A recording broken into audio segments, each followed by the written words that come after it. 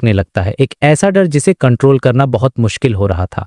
ये सीन बहुत ही इंटेंस है क्योंकि यहाँ कोई मॉन्स्टर नहीं है। असली लड़ाई तो क्लेन के अपने दिमाग में चलने के लिए खुद को शांत कंडीशन वाली टेक्निक यूज करता है। वो अपने मन में रोशनी के गोलों की कल्पना करता है ताकि उसका इमोशनल बैलेंस बना रहे। उसके साइड में एक ग्रेवाइट चट्टान थी जो ग्रॉसेल के कॉन्शियसनेस का सिंबल थी, एकदम शांत और मुर्दा, लेकिन आसपास की धूम में कभी कभी रोशनी चमकती थी और उन रोशनियों में ग्रॉसेल की यादें दिख रही थीं। एक फ्लैश में क्लेन ने देखा कि एक जाइंट एक इंसान को फाड़ कर खा रहा है और बेचारा ग्रॉसेल डर के मारे कांप रहा था। उस वक्त ग्रॉसेल खुद भी छोटा था, शायद अपनी टीनेज में होगा। ये यादें एक पल के लिए चमकती और फिर गायब हो जाती, जैसे किसी पुरानी फिल्म की टूटी हुई रील हो। क्लेन अभी इन यादों से कोई काम की इंफॉर्मेशन निकालने की कोशिश ही कर रहा था कि उसे अचानक किसी जानवर के हाँफने जैसी आवाज सुनाई दी और फिर जोर से धुंध में से एक बहुत बड़ा हाथ निकला। उस हाथ की स्किन ग्रे ब्लू थी और वो पूरी तरह से सड़ा हुआ लग रहा था। उस पर पीला हरा लिक्विड लगा हुआ था। उस हाथ ने सीधा क्लेन के टखने को पकड़ने की कोशिश की और भाई ये तो बस शुरुआत थी। उस हाँफने की आवाज के साथ नीचे सीढ़ियों से एक के बाद एक वैसे ही सड़े हुए हाथ निकलने लगे, जैसे वो क्लेन की आत्मा को खींचकर दिमाग की सबसे गहरी खाई में ले जाना चाहते हों। देखते ही देखते अनगिनत सड़े हुए हाथ एक झुंड की तरह ऊपर आने लगे और उनकी डरावनी हाँफने की आवाज से किसी के भी रोंगटे खड़े हो जाएं। सिचुएशन इतनी खराब हो गई कि क्लेन डर के मारे 3 सीढ़ियां ऊपर कूदना पड़ा, लेकिन वो हाथ रुके नहीं। वो कीड़ों की तरह सीढ़ियों पर रेंगते हुए ऊपर बढ़ते रहे, हर एक इंच जगह को कवर करते हुए। क्लेन का पहला रिएक्शन था कि वो अपनी रिवॉल्वर डेथ नेल निकाले और प्यूरिफाइंग बुलेट्स का इस्तेमाल करके इन मॉन्स्टर्स को खत्म कर दे। लेकिन जैसे ही वो अटैक करने वाला था, उसके दिमाग में 2 सवाल आए। ये हाथ कहाँ से रहे हैं और ये ग्रॉसेल के सबकॉन्शियस में क्यों हैं? ये सवाल आते ही उसका स्पिरिचुअल परसेप्शन एक्टिवेट हो गया और उसे सब कुछ समझ आ गया। उसने तुरंत डेथ नेल यूज करने का इरादा छोड़ दिया और वापस खुद को हाथ असली नहीं थे। ये ग्रॉसेल के सबकॉन्शियस का बनाया हुआ एक जाल था, एक इल्यूजन। ये उसके दिमाग का डिफेंस मैकेनिज्म था। और देखो, जैसे ही क्लेन ने ये रियलाइज किया और शांत हो गया, वो सड़े हुए हाथ जो उसके पैरों तक पहुंच चुके थे अचानक गायब हो गए, जैसे कभी थे ही नहीं। यहाँ क्लेन को एक बहुत जरूरी बात समझ आई। किसी के दिमाग में घुसना सिर्फ आमने सामने की लड़ाई नहीं है। यहाँ 2 दिमाग एक दूसरे से इंटरेक्ट करते हैं। अगर आपके पास अपने मन को बचाने वाली बियॉन्डर पावर्स नहीं है तो आप जितना गहरा जाओगे उतना ही आपका इमोशनल ब्रेकडाउन होने का खतरा बढ़ जाएगा। सामने वाले का सबकॉन्शियस धीरे धीरे आप पर हावी हो जाएगा, आपकी बियॉन्डर पावर्स को कट कर देगा और आप एक ऐसे मेंटल पेशेंट बन जाओगे जो कभी ठीक नहीं हो सकता। ये कोई नॉर्मल स्पिरिट से बात करने जैसा नहीं था जहां सिर्फ होश में रहने से काम चल जाता है। यहाँ तो आप पहले से ही टारगेट की पावर के अंदर हो। ये सब समझने के बाद क्लेन ने फैसला किया कि और आगे जाना सुसाइड करने जैसा होगा। उसके पास अपने दिमाग को बचाने वाली कोई पावर नहीं थी, इसलिए वो मुड़ा और वापस ऊपर चढ़ने लगा। उसने सोचा, जब मुझे इस काम के लिए कोई मिस्टिकर आइटम मिलेगा तब वापस एक्सप्लोर करने का सोचूंगा। ये एक स्मार्ट मूव था। हीरो बनने के चक्कर में जान गंवाने का कोई मतलब नहीं था। वो जल्दी से ऊपर चढ़ा और एक छलांग लगाकर वापस ग्रॉसेल के ड्रीम एस्केप में यानी जाइंट किंग के कोर्ट के गार्ड क्वार्टर में पहुंच गया। अब सीन कट होता है और हम देखते हैं कि क्लेन उस किताब की दुनिया में घूम रहा है और कुछ बहुत जरूरी बात सोच रहा है। उसने सोचा, मैं अब तक ग्रॉसेल मोबेट और सियाटास से मिल चुका हूं जो सब मर चुके थे। मैंने स्नोमैन और फिलॉसफर फ्रंजियर के बारे में भी सुना जो भी मर चुके हैं, लेकिन एंडरसन हुड, एडविना एडवर्ड्स डेनिट्स या मेरा खुद का कैरेक्टर गेरमन स्पैरो यहाँ नहीं है। इससे उसके दिमाग में 2 थ्योरी आईं। पहली कि इस किताब में सिर्फ मरे हुए लोग ही नए कैरेक्टर बनकर जिंदा होते हैं, या दूसरी जो ज्यादा खतरनाक थी कि जो लोग इस किताब में ज्यादा वक्त बिताते हैं और अपनी पर्सनैलिटी को पूरी तरह एक्सप्रेस करते हैं, उनका सबकॉन्शियस कॉपी होकर एक नया कैरेक्टर बन जाता है। अगर दूसरी थ्योरी सच थी तो क्लेन के लिए ये बहुत बड़ा खतरा था। इसका मतलब था कि अगर वो यहाँ ज्यादा देर रुका तो गेरमन स्पैरो का एक परमानेंट कैरेक्टर इस किताब में बन सकता है। उसने फैसला किया कि जब तक सच्चाई पता चले वो दूसरी थ्योरी को ही सच मानकर चलेगा और यहाँ कम से कम टाइम स्पेंड करेगा। सावधानी बरतना हमेशा सही होता है। वो जैसे ही ग्रे फॉग के ऊपर वापस जाने वाला था, उसे एक और जाना पहचाना चेहरा दिखा। फ्रंजियर काले बालों और नीली आंखों वाला वो सोल्जर सड़क के किनारे एक बेंच पर बैठा था और आसमान को घूर रहा था। क्लेन को याद आया कि इस सोल्जर की राख अभी भी उसी के पास है जिसे उसे बैकलैंड के चर्च में वापस भेजना था। वो चुपचाप फ्रंजियर के पास गया और उसके बगल में बैठ गया। उसने ऐसे ही पूछ लिया, क्या सोच रहे हो? फ्रंजियर ने बिना नजर हटाए एक सपने जैसी आवाज में कहा, मैं सोच रहा हूँ कि मैं कौन हूँ, मैं कहाँ से आया हूँ और मुझे वापस कैसे जाना है। और फिर वो खुद ही हंसकर बोला, मुझे हमेशा लगता है कि मैं नहीं हूँ और कोई जगह है जो मेरे लौटने का इंतजार कर रही है। लोग हमेशा मेरा मजाक उड़ाते हैं कि मैं ऐसे फालतू सवाल सोचता हूँ, इसीलिए उन्होंने मुझे फिलॉसफर का टाइटल दे दिया है। ये सीन बहुत ही गहरा और दुखद था। एक कैरेक्टर जो बस एक सबकॉन्शियस की कॉपी है, वो खुद अपनी असलियत पर सवाल उठा रहा है। क्लेन ने कुछ नहीं कहा, वो बस चुपचाप उसके साथ बैठकर डूबते सूरज को देखता रहा और फिर चुपचाप वहां से गायब हो गया। फ्रंजियार को पता भी नहीं चला कि उसके बगल में बैठा इंसान जा चुका है। वो बस एक पत्थर की मूर्ति की तरह दूर देखता रहा। अब सीन शिफ्ट होता है, हम आते हैं मैन यानी एल्गर विल्सन के पास। एल्गर अपने जहाज ब्लू अवेंजर पर है और वो मिस्टर फूल से अपना इनाम पाने के लिए एक रिचुअल कर रहा है। एक चमकीला दरवाजा खुलता है और उसके सामने दो चीज प्रकट होती हैं। एक कागज का टुकड़ा था और दूसरा एक ट्रांसलूसेंट जेलीफिश जैसा बियॉन्डर कैरेक्टरिस्टिक। ये ओशन सॉन्गस्टर का कैरेक्टरिस्टिक था। एल्गर ने उसे चेक किया और पाया कि उसमें से एक औरत की आवाज आ रही है, जिसे सुनकर उसने राहत की सांस ली। इसका मतलब ये था कि ये कैरेक्टरिस्टिक चर्च ऑफ स्टॉर्म्स के किसी हाई रैंकिंग मेंबर का नहीं है, क्योंकि चर्च में कोई भी फीमेल हाई रैंकिंग मेंबर नहीं थी। मतलब वो अभी भी सेफ था। इसके बाद उसने कागज खोला जिस पर ओशन सॉन्गस्टर पोशन का फॉर्मूला लिखा था, लेकिन जब उसने एडवांसमेंट रिचुअल पढ़ा तो उसके होश उड़ गए। रिचुअल था, पोशन को एक ऑबनिंस के पेट में पियो। ऑबनिंस्क समुद्र के वो खतरनाक दैत्य थे जिन्हें ज्यादातर चर्च ऑफ स्टॉर्म्स कंट्रोल करता था। अब एल्गर के लिए बहुत बड़ी प्रॉब्लम थी। चर्च से छिपकर एडवांस होने के लिए उसे चर्च के ही पाले हुए एक मॉन्स्टर को ढूंढना था। ये तो नामुमकिन लग रहा था। उसके दिमाग में दो रास्ते आए, या तो वो क्वीन मिस्टिक बर्नाडेट से मदद मांगे जो बहुत रिस्की था, या फिर वो मिस्टर फूल से प्रार्थना करे। उसे याद आया कि मिस्टर फूल के पास ही गॉड की अथॉरिटी है और वो समुद्र के सारे जीवों को कमांड कर सकते हैं।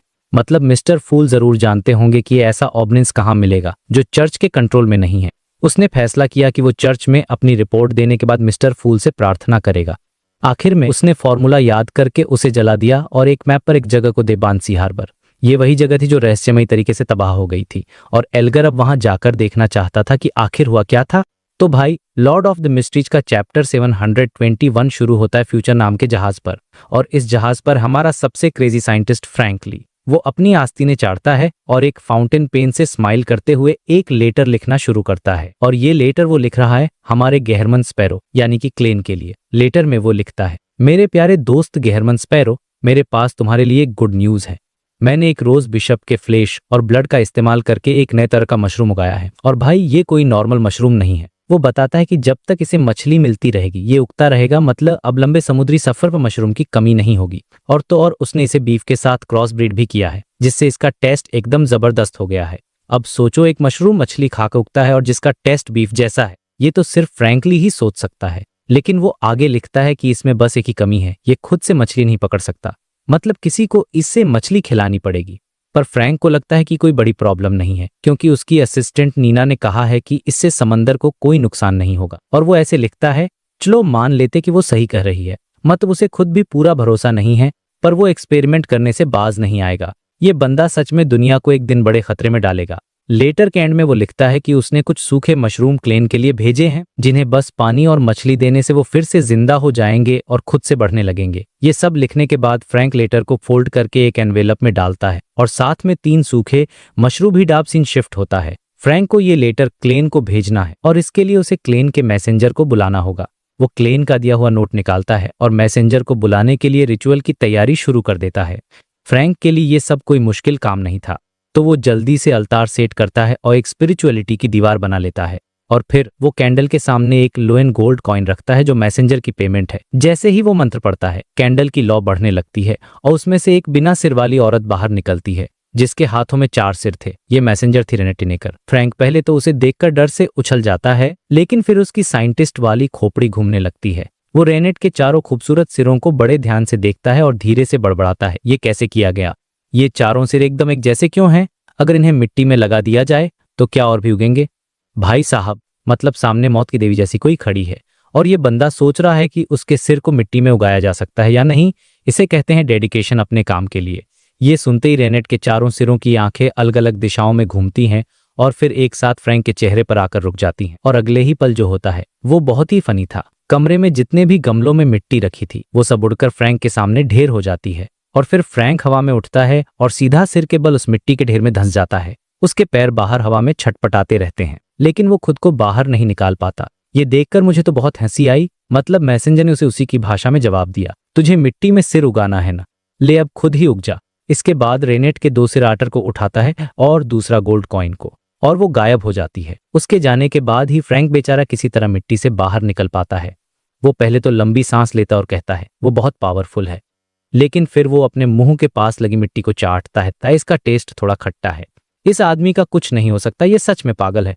उसी वक्त दूसरे कमरे में एडमिरल कैटलिया, जो एक रिचुअल खत्म करके बैठी थी, उसे कुछ महसूस होता है। वो अपनी डार्क पर्पल आंखों से फ्रैंक के कमरे की तरफ देखती है और उसे धुंधला सा एक बिना सिर वाला डॉल दिखाई होते। ये सीन फ्लैश होते ही कैटलिया अपनी आंखें बंद कर लेती है, उसकी आंखों में जलन होने लगती है और आंसू बहने लगती हैं। वो धीरे से कहती है, शिट बेन, ये एक बहुत बड़ा हिंट है कि रेनेट टिनेकर कोई नॉर्मल मैसेंजर नहीं है। उसका कनेक्शन किसी बहुत ही पुरानी और खतरनाक चीज से है। अब सीन वापस क्लेन के पास आता है। वो टैरो गैदरिंग के बाद मिस मैजिशियन और मिस जस्टिस को उनका सामान भेजकर रियल वर्ल्ड में वापस आ चुका है। वो एक कुर्सी पर आराम से लेटा हुआ है और सोच रहा है कि अब आगे कहाँ जाना है। गेहरमन स्पैरो के दिखने की खबर और क्रेजी कैप्टन की मौत के बाद बायाम में अब कोई भी पायरेट खुलेआम नहीं घूम रहा था। सब या तो भाग गए थे या छिप गए थे। तो क्लेन को लगा कि उसका यहाँ रुकने का कोई फायदा नहीं है। वो सोचता है कि अब वो डेसी बे की कोनार्ड सिटी जाएगा, जो वहाँ का सबसे बड़ा बंदरगाह है, और वो जगह डेवी रेमंड का होम टाउन भी है। वो रेड ग्लव जिसे क्लेन ने क्रीपिंग हंगर से आजाद किया था।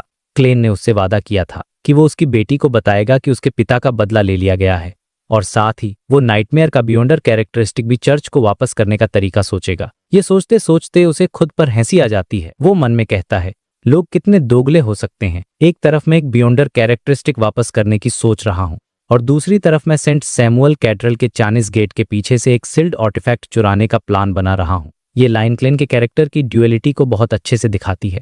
खैर, ये सब सोचकर वो अपनी स्पिरिचुअलिटी रिकवर करने के लिए सो जाता है। थोड़ी देर बाद उसे कुछ महसूस होता है और वो अपनी आंखें खोलता है। वो तुरंत अपना स्पिरिट विजन एक्टिवेट करता है और देखता है कि रेनेट टिनेकर शून्य से बाहर निकल रही है। उसके एक सिर के दांतों में फ्रैंक का भेजा हुआ लेटर दबा हुआ था। क्लेन लेटर लेता है और बहुत पोलाइटली कहता है, थैंक यू। वो अपने इस पावरफुल मैसेंजर से हमेशा तमीज से बात करता था, क्योंकि वो नहीं चाहता था कि एक दिन यही मैसेंजर उसका गला घूंट दे। रेनेट के चारों सिर एक करके बोलते हैं, क्या? तुरंत रिप्लाई करना चाहते हो? क्लेन एनवेलप खोलकर लेटर पढ़ता है और पढ़ते ही उसके होश उड़ जाते हैं। वो मन में सोचता है, ये फ्रैंकली एक दिन दुनिया को तबाह कर देगा। इसे कंट्रोल करना बहुत जरूरी, एडवांस होने का मौका बिल्कुल नहीं देना चाहिए। वो सोचता है कि इस आदमी को क्रॉस ब्रीडिंग और अजीब पौधे बनाने का कितना शौक है, लेकिन तभी उसके दिमाग में एक जबरदस्त आइडिया आता है। सिटी ऑफ सिल्वर को खाने की जरूरत है, और उसके दिमाग में एक बोल्ड प्लान बनता है, क्यों न फ्रैंक की रिसर्च को सिटी ऑफ सिल्वर के लिए खाना बनाने में लगा दिया जाए। ऐसा खाना जो बिना सूरज की रोशनी के रोज के, या ऐसे जानवर जो मॉन्स्टर्स को खाकर दूध और मीट दे सकें। अगर ऐसा हो गया तो गाय, मछली, मशरूम, रोज बिशप, समंदर और पूरी दुनिया सब बच जाएंगे। ये एक जीनियस मूव था क्लेन की तरफ से, प्रॉब्लम को खत्म नहीं करना बल्कि उसे एक सॉल्यूशन में बदल देना। वो तुरंत अपने मैसेंजर से कहता है, हाँ मैं भी रिप्लाई करूंगा।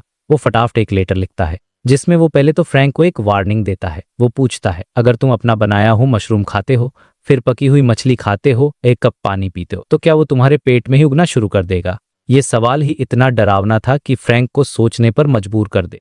फिर वो मेन पॉइंट पर आता है और उसे आइडिया देता है, क्या तुम ऐसा गेहूं बना सकते हो जो बिना सूरज की रोशनी के उग सके, या ऐसी गाय जो सिर्फ मॉन्स्टर्स को खाकर दूध और मीट दे सके?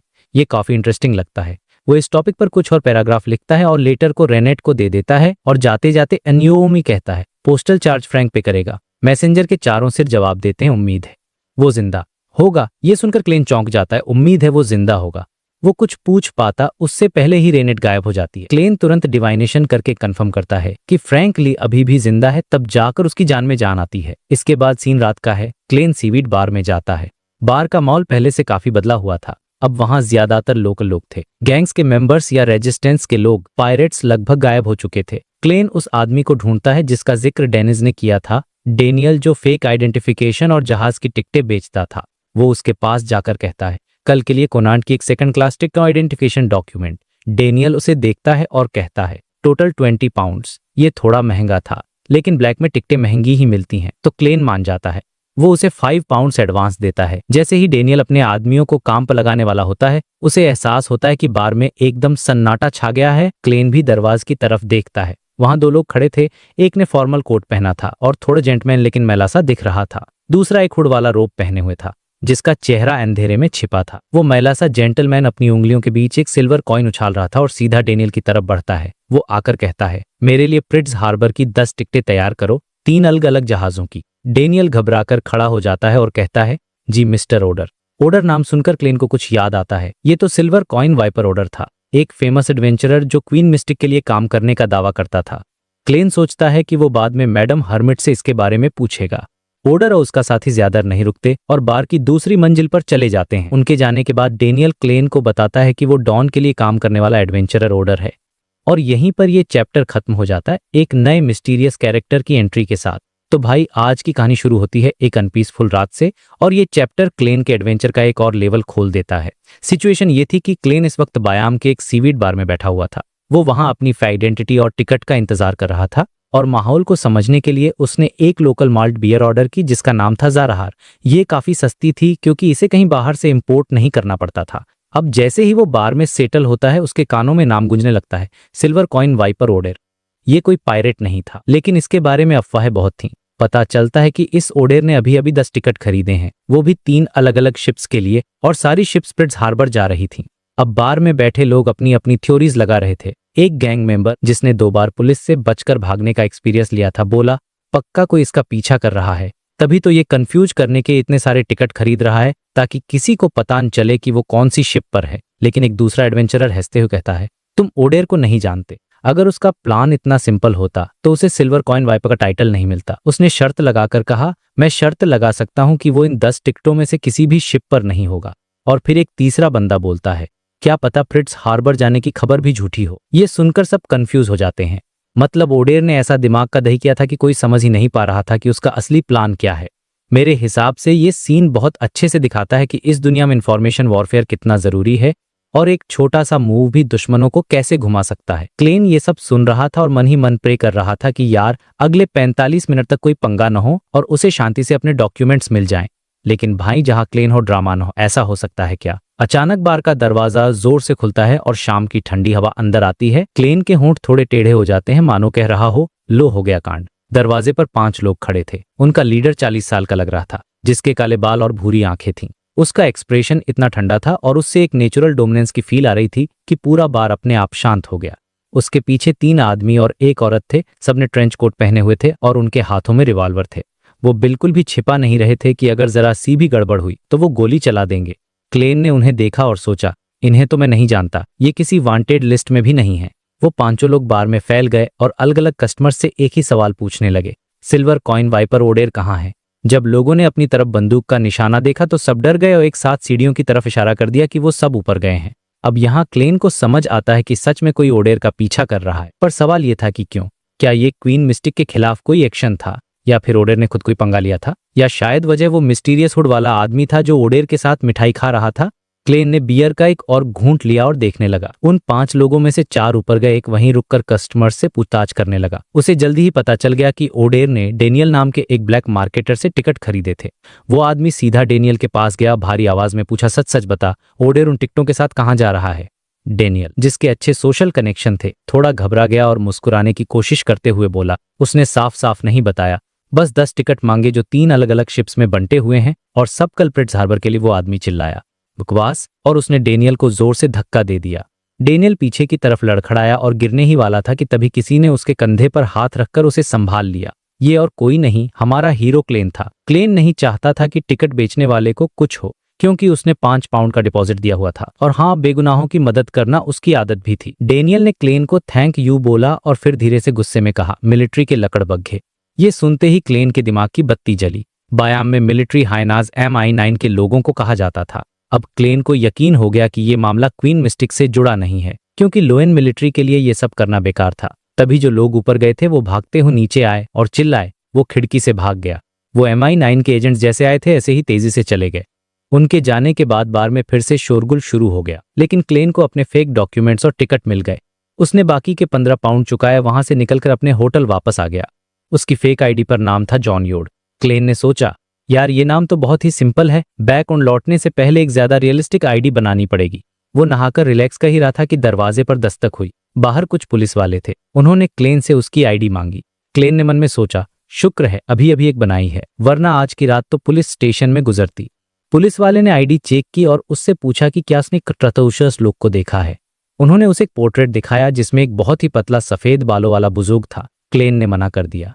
फिर पुलिस वाले ने एक और डिटेल दी, उसे मीठा खाना बहुत पसंद है। ये सुनते ही क्लेन को वो हुड वाला आदमी याद आ गया जो ओडेर के साथ था और लगातार कॉफी कलर की मिठाई खा रहा था। क्लेन ने बिना कुछ छिपा पुलिस को बता दिया कि उसने सीवीड बार में ऐसा एक आदमी देखा था। पुलिस वाले थैंक यू बोलकर चले गए। अब क्लेन को एहसास हुआ कि ये मामला छोटा नहीं है। इसमें MI9 और गवर्नर जनरल का ऑफिस दोनों शामिल हैं और पूरे शहर में तलाशी चल रही है। सिचुएशन को और अच्छे से समझने के लिए क्लेन ग्रे फॉग के ऊपर गया ताकि वो उसी गॉड सेप्टर के जरिए अपने फॉलोअर्स की प्रेयर्स से और जानकारी निकाल सके। उसने अपने एक फॉलोअर, एक पुलिस सुपरिंटेंडेंट था जिसका नाम बोलाया था, से कनेक्ट किया। बोलाया ने प्रेयर में बताया कि वो जिस बुजुर्ग को ढूंढ रहे हैं वो बहुत पतला है, उसके बाल सफेद और बिखरे हुए, उसे ठंड बहुत लगती है और वो मीठा ऐसे खाता है जैसे स्टीम कोई स्टींजन कोयला खा रहा हो। और सबसे जरूरी बात, उन्हें उसे ढूंढने का ऑर्डर है लेकिन नुकसान पहुंचाने का नहीं। ये डिस्क्रिप्शन सुनते ही क्लेन को लगा कि उसने ये बातें पहले कहीं सुनी हैं। एक सीयर के लिए ऐसी फीलिंग का मतलब होता है एक क्लू। उसने तुरंत एक डिवाइनेशन स्टेटमेंट बनाया। डिवाइनेशन में उसे एक धुंधली दुनिया दिखी जहां वो बैकडोन में अपने पुराने किराए के घर में था और उसके सामने यान नाम का लड़का खड़ा था। यान कर रहा था, तुरानी वॉन हेल्मोसुइन, एम्पर रोजिल के बाद सबसे महान साइंटिस्ट, एक मैथमेटिशियन, एक और सेकेंड जनरेशन डिफरेंस इंजन के फादर। अचानक क्लेन की नींद खुली और उसे सब कुछ समझ आ गया। MI9 और पुलिस किसी आम आदमी को नहीं बल्कि उस महान साइंटिस्ट को ढूंढ रहे थे जो सालों से गायब था। वही साइंटिस्ट जिसकी वजह से लोएन मिलिट्री और एंटी स्पाई ऑर्गेनाइजेशन के बीच कई मौतें हुई थीं। और अब क्लेन को यह भी समझ आ गया कि एडमिरल ऑफ ब्लड के इंटेलिजेंस ऑफिसर के पास इतनी एडवांस्ड रेडियो ट्रांसीवर कहां से आई थी। सब कुछ इसी साइंटिस्ट से जुड़ा हुआ था। तो भाई कहानी में आगे बढ़ते हैं और देखते हैं चैप्टर 723 में क्या होता है। चैप्टर की शुरुआत होती है क्लेन के साथ जो अपने ग्रे फॉग वाले डायमेंशन में बैठा सोच रहा है। उसका दिमाग थोड़ा भटका हुआ था लेकिन वो खुद को शांत करता है। उसके सामने एक मैटर था, तुरानी वॉन हेल्मोसुइन नाम के एक साइंटिस्ट का जिसे लोएन मिलिट्री ढूंढ रही थी। लेकिन सच कहूं तो क्लेन को इस मामले में कोई खास इंटरेस्ट नहीं था। उसे लोएन किंगडम से ही लगाव महसूस नहीं होता था, तो उसे फर्क नहीं पड़ता कि वो साइंटिस्ट मिले या ना मिले। उसने पास्ट में जो भी किया था वो बस इसलिए ताकि सोसाइटी स्टेबल रहे और आम लोगों को कोई नुकसान ना हो। बल्कि अगर मौका मिलता तो वो खुद एक क्रांति लाने से पीछे नहीं हटता ताकि गरीब लोगों की लाइफ बेहतर हो सके। वो मन ही मन हंसता है और सोचता है, मैंने कभी नहीं सोचा था कि इस दुनिया में आकर मैं इतना इंटरनेशनलिस्ट बन जाऊंगा। इसके बाद वो डिसाइड करता है कि इन सब चक्करों में नहीं पड़ना है और वापस जाकर सोना है। बाहर जो भी तूफान चल रहा है उसे चलने दो, उसे क्या लेना देना। लेकिन तभी उसकी नजर कबाड़ के ढेर में पड़ी सबसे बड़ी चीज पर जाती है, एक रेडियो ट्रांसीवर। और बस यहीं से उस दिमाग फिर से घूमने लगता है। वो सोचने लगता है कि हेल्मोसुइन को कंट्रोल कौन कर रहा है। अगर ये क्वीन मिस्टिक बर्नाडेट के लोग हैं तो कोई टेंशन वाली बात नहीं, क्योंकि वो जो चाहो करो पर किसी को नुकसान मत पहुंचाओ वाले उसूल पर चलती है। लेकिन अगर इसके पीछे एडमिरल ऑफ ब्लड वाला रोज स्कूल ऑफ थॉट है तो सिचुएशन बहुत खतरनाक हो सकती है। ये लोग चेंड गॉड या मदर ऑफ डिजायर को मानते हैं और ये लोग ऑरोरा ऑर्डर से कम बुरे नहीं हैं। अगर इनके हाथ दुनिया की सबसे एडवांस टेक्नोलॉजी लग गई तो ये एक बहुत बड़ा डिजास्टर ला सकते हैं। ये सोचते ही क्लेन रुक जाता है और उस पुरानी टेबल के किनारे पर उंगलियां थपथपाने लगता है।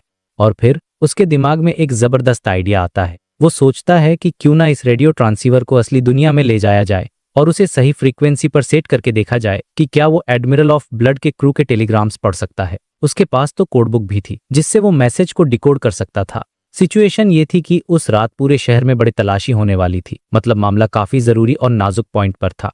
अगर हेल्मोसुइन को वही लोग कंट्रोल कर रहे हैं तो हो सकता है कि उनके बीच कुछ जरूरी मैसेज एक्सचेंज हों। और सबसे बड़ी बात, गवर्नर जनरल के ऑफिस मिलिट्री और चर्च ऑफ स्टॉर्म्स ने अभी तक इस टेक्नोलॉजी को अपनाया नहीं था, तो ये सबसे सेफ तरीका बात करने का। इसलिए एक छोटा सा चांस था कि एडमिरल ऑफ ब्लड और उसके साथियों ने पुराने क्वीन की मौत के बाद फ्रीक्वेंसी और कोड्स नहीं बदले होंगे। क्लेन सोचता है, चलो एक ट्राई करने में क्या जाता है। और बिना देर किए वो असली दुनिया में वापस लौटता है और एक रिचुअल की तैयारी करने लगता है। रेडियो ट्रांसीवर को अपने रूम में लाने के बाद उसने उसे तुरंत यूज नहीं किया।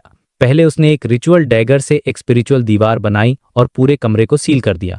पता है क्यों? ताकि वो ग्रे फॉग की स्मेल को बाहर निकाल सके। मतलब वो चाहता तो सीधे रोड से कांटेक्ट करके जवाब पूछ सकता था, लेकिन बार बार ग्रे फॉग की ऑरा यूज करनेटर, क्री या प्राइमोर्डियल डीमनेस जैसे खतरनाक भगवानों का ध्यान उसकी तरफ आ सकता था, जो कि बहुत ज्यादा डेंजरस था। इसलिए क्लेन ने सेफ खेलना बेहतर समझा। लगभग 8 मिनट बाद जब उसे लगा कि कमरा एयर आउट हो चुका है, उसने स्पिरिचुअल दीवार हटाई और रेडियो ट्रांसीवर पर नजर रखना शुरू कर दिया। और भाई साहब, कुछ देर बाद सही फ्रीक्वेंसी पर एक ट्रांसमिशन रिसीव हुआ। क्लेन अपनी खुशी को कंट्रोल करते हुए सीरियसली नोट्स बनाने लगा। फिर उसने वो कोडबुक निकाली जिसे उसने डिवाइनेशन से कॉपी किया था और मैसेज को डिकोड करना शुरू कर दिया। जल्द ही उसने एक नोट पर एक लाइन लिखी, 30 ब्लैक पेपर एवेन्यू, कल सुबह 7 AM। ये पढ़ते ही क्लेन समझ गया, हेल्मोसुइन को एडमिरल ऑफ ब्लड के लोग ही कंट्रोल कर रहे हैं और हो सकता है कि रोज स्कूल ऑफ थॉट के कुछ पावरफुल लोग भी इसमें शामिल हों। ये कन्फर्मेशन टेलीग्राम के कंटेंट से नहीं बल्कि टेलीग्राम के होने से ही हो गया था, क्योंकि अगर वो लोग इन्वॉल्व नहीं होते तो बायाम की गलियों के बारे में टेलीग्राम क्यों भेजते। क्लेन सोचने लगा, इसका कल सुबह 7 AM से पहले 32 ब्लैक पेपर स्ट्रीट पर इकट्ठा होना है। क्या हेल्मोसुइन और सिल्वर कॉइन वाइपर ऑर्डर वहीं छिपे हैं? कुछ देर सोचने के बाद वो तुरंत ग्रे फॉग के ऊपर वापस गया, जो इन्फॉर्मेशन उसे अभी अभी मिली थी। उससे उसने एक डिवाइनेशन स्टेटमेंट लिखा, तुरानी वॉन हेल्मोसुइन की प्रेजेंट लोकेशन। पेपर हाथ में लेकर वो कुर्सी पर पीछे झुका और उस स्टेटमेंट को मंत्र की तरह दोहराने लगा और एक सपने में चला गया। उस धुंधली दुनिया में उसने एक अंडरग्राउंड हॉल देखा जिसमें अनगिनत गैस वॉल लैंप जल रहे थे। हॉल के अंदर एक बहुत बड़ी और कॉम्प्लिकेटेड मशीन थी जो लगभग 2/3 जगह घेर रही थी। एक पतला बूढ़ा आदमी जिसके बाल बिखरे हुए थे मशीन के सामने टहल रहा था और बीच बीच में मुंह में कैंडी डालकर जोर जोर से चबा रहा था। वो बड़बड़ा रहा था, नहीं, इसे डिफरेंस इंजन नहीं कहना चाहिए, इसका नाम कैलकुलेटर होना चाहिए। तभी क्लेन का विजन ऊपर की ओर उठा और वो अंडरग्राउंड हॉल से बाहर ऊपर की बिल्डिंग में आ गया। ये एक 3 स्टोरी विला था जिसमें एक गार्डन और लॉन था और बाहर एड्रेस प्लेट पर लिखा था 32 ब्लैक पेपर एवेन्यू। वो सच में ही है। क्लेन ने अपनी आंखें खोली और एक गहरी सांस छोड़ी। लेकिन अब अगला सवाल था कि करना क्या है। वो सोचने लगा, ये साइंटिस्ट मेरे किसी काम का नहीं है, उल्टा ये बहुत सारी प्रॉब्लम्स की जड़ है। मैं उसे ग्रे फॉग के ऊपर तो रख नहीं सकता, तो क्या मैं ये खबर लोएन मिलिट्री चर्च ऑफ स्टॉर्म्स को दे दूं? लेकिन इसमें भी प्रॉब्लम थी। मिलिट्री के अंदर एक ऐसा ग्रुप था जिसका हाथ बैकलैंड के ग्रेट स्मॉग के पीछे था। उनके हाथ में हेल्मोसुइन का जाना ठीक नहीं था। और चर्च ऑफ स्टॉर्म्स वाले तो थे ही जल्दबाज, हो सकता है लड़ाई में वो साइंटिस्ट को ही मार डालें। काफी देर सोचने के बाद उसके दिमाग में एक बहुत ही बोल्ड आइडिया आया। आइडिया ये था कि वो इस खबर को पब्लिक कर देगा। वो तुरानी वॉन हेल्मोसुइन के होने और उसकी लोकेशन की खबर लोएन किंगडम की ट्री और चर्च सबको एक साथ बता देगा। इससे ये पक्का हो जाएगा कि उस साइंटिस्ट की काबिलियत का इस्तेमाल कोई एक ग्रुप नहीं बल्कि पूरा लोएन किंगडम करेगा। की इज बैलेंस। क्लेन मुस्कुराया और उसने सी गॉड सेप्टर को अपनी तरफ बुलाया। पहले उसे ऐसी खबर फैलाने के लिए पूरे शहर में पर्चे बांटने पड़ते, लेकिन अब उसके पास एक बहुत ही सिंपल और इफेक्टिव तरीका था। उसने एक ऐसे बिलीवर को चुना जो उस वक्त प्रार्थना कर रहा था और फिर अपने विजन को जूम आउट किया जिससे 5 किलोमीटर का पूरा एरिया उसकी नजरों में आ गया। फिर सी गॉड सेप्टर का इस्तेमाल करके उसने हवा पर कंट्रोल कर लिया। जैसे ही हवा थोड़ी शांत हुई, क्लेन ने अपनी आवाज बदलकर एक गरजती हुई आवाज में कहा, हेल्मोसुइन 32 ब्लैक पेपर एवेन्यू पर। और फिर जो हुआ वो कमाल था। वूश, बायाम में हवा का शोर तेज हो गया और वो हर डायरेक्शन में बहने लगी और अपने साथ उस गहरी और जोरदार आवाज को ले गई। हेल्मोसुइन 32 ब्लैक पेपर एवेन्यू पर है। हेल्मोसुइन 32 ब्लैक पर एवेन्यू पर है। ये आवाज जल्द ही पूरे बायाम में एक ब्रॉडकास्ट की तरफ फैल गई। दूसरी तरफ सिल्वर कॉइन वाइपर ऑर्डर, जो हेल्मोसुइन होने का नाटक कर रहा था और MI9 और पुलिस को गुमराह कर रहा था, उसने भी ये आवाज सुनी। हेल्मोसुइन 32 ब्लैक पेपर एवेन्यू पर है गया। ये आवाज सुनते ही ऑर्डर इतना शॉक में चला गया कि वो छत के ऊपर से गिर गया। कैथेड्रल ऑफ वेव्स के पीछे और गवर्नर जनरल के ऑफिस की एक छोटी बिल्डिंग में जहान कॉटमैन और रॉबर्ट डेविस ने भी हवा में ये आवाज सुनी। उनका पहला रिएक्शन था आसमान की तरफ देखना और फिर उस तरफ देखना जहां ब्लैक पेपर एवेन्यू था। अपना ब्रॉडकास्ट खत्म करने के बाद क्लेन का मूड काफी अच्छा था। उसने सी गॉड सेप्टर को वापस कबाड़ में फेंका और असली दुनिया में लौट आया। उसने रेडियो ट्रांसीवर को वहीं छोड़ दिया और ट्रांसमिशन पर नजर बनाए रखी। वो मन ही मन मुस्कुराया। अब भले ही रोज स्कूल ऑफ थॉट के पावरफुल लोग बायाम में छिपे हों, वो सामने आने की हिम्मत नहीं करेंगे और जो भी एक्शन लेगा उसे साइंटिस्ट को देश को ही सौंपना पड़ेगा। काश मैं भी एम्पर की तरह डायरी लिखता तो आज लिखता, मैंने आज एक और अच्छा काम किया। ये सोचकर क्लेन ने अपना कोट उतारा, बिस्तर पर गया और सो गया। उसे इस बात की कोई परवाह नहीं थी कि आगे क्या होगा, क्योंकि अब इससे उसका कोई लेना देने के बाद वो अचानक उठकर बैठ गया। तभी उसके दरवाजे पर किसी ने नॉक किया। क्लेन ने सोचा, आधी रात में कौन हो सकता है, मैं इस वक्त जॉन योडे हूं। उसने क्रीपिंग हंगर पहना और तकिए के नीचे से डेथ नील निकालकर दरवाजे तक गया। आने वाले का चेहरा उसके दिमाग में साफ हो गया। वो एक पतला बूढ़ा आदमी था जिसके बाल बिखरे हुए थे। उसने एक कॉटन भरा कोट और एक ओवरकोट पहना हो। वो अपने में एक कॉफी कलर की कैंडी डाल रहा था। तुरानी वॉन हेल्मोसुइन, होली फक। क्लेन के होश उड़ गए। ये यहाँ मुझे क्यों ढूंढ रहा है? मैं तो एक नॉर्मल जॉन योडे हूँ। और इसने एक डेमीगॉड की ट्रैकिंग से खुद को कैसे बचाया? उसका पहला रिएक्शन था कि देखिए वो गलत आदमी के पास आया है, लेकिन उसने खुद को रोका और पूछा, आप किसे ढूंढ रहे हैं? हेल्मोसुइन कमजोरी से मुस्कुराया और बोला, मैंने तुम्हें सीवीड बार में नोटिस किया था, लेकिन तब तुमसे बात करने का मौका नहीं मिला।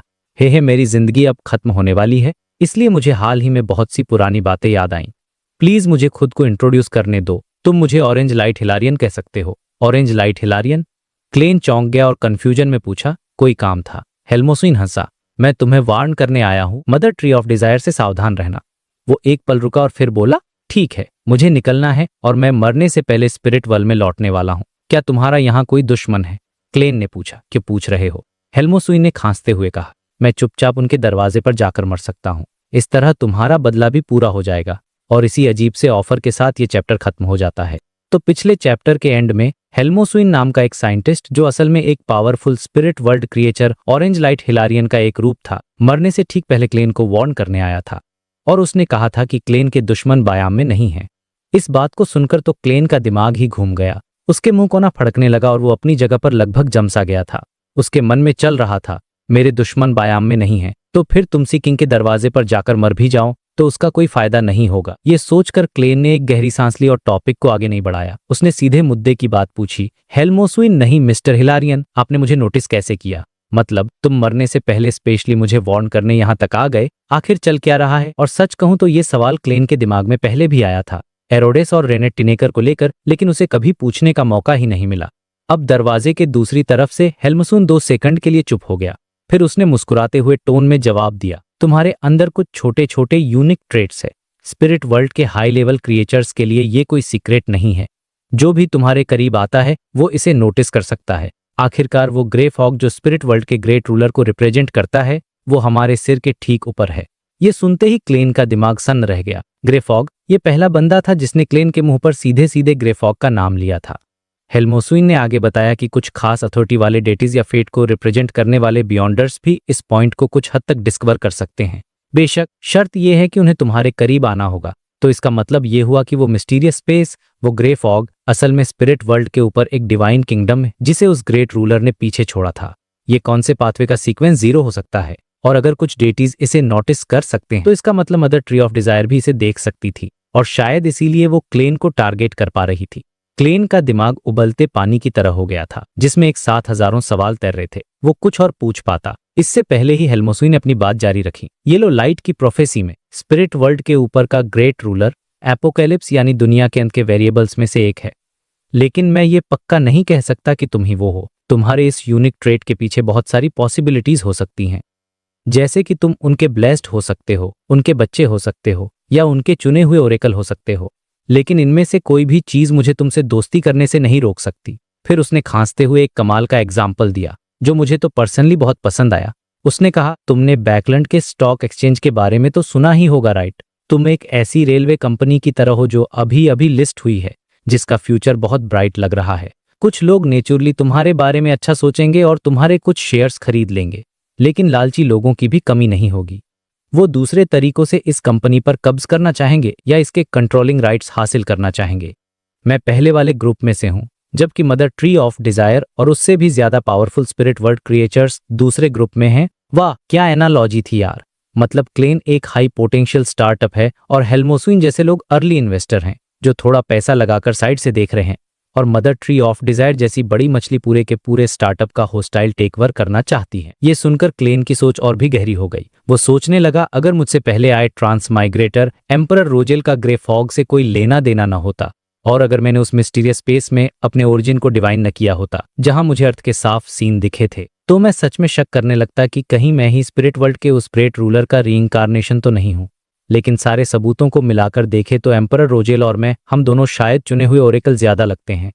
इसका मतलब ग्रे फॉग के ऊपर का वो ग्रेट रूलर, वो celestial worthy of heaven and earth for blessings के बराबर है। क्लेन का दिमाग एक उलझे हुए ऊन के गोले की तरह हो गया था। उसने खुद को शांत किया और पूछा, क्या इस यूनिक ट्रेट को छिपाने का कोई तरीका है?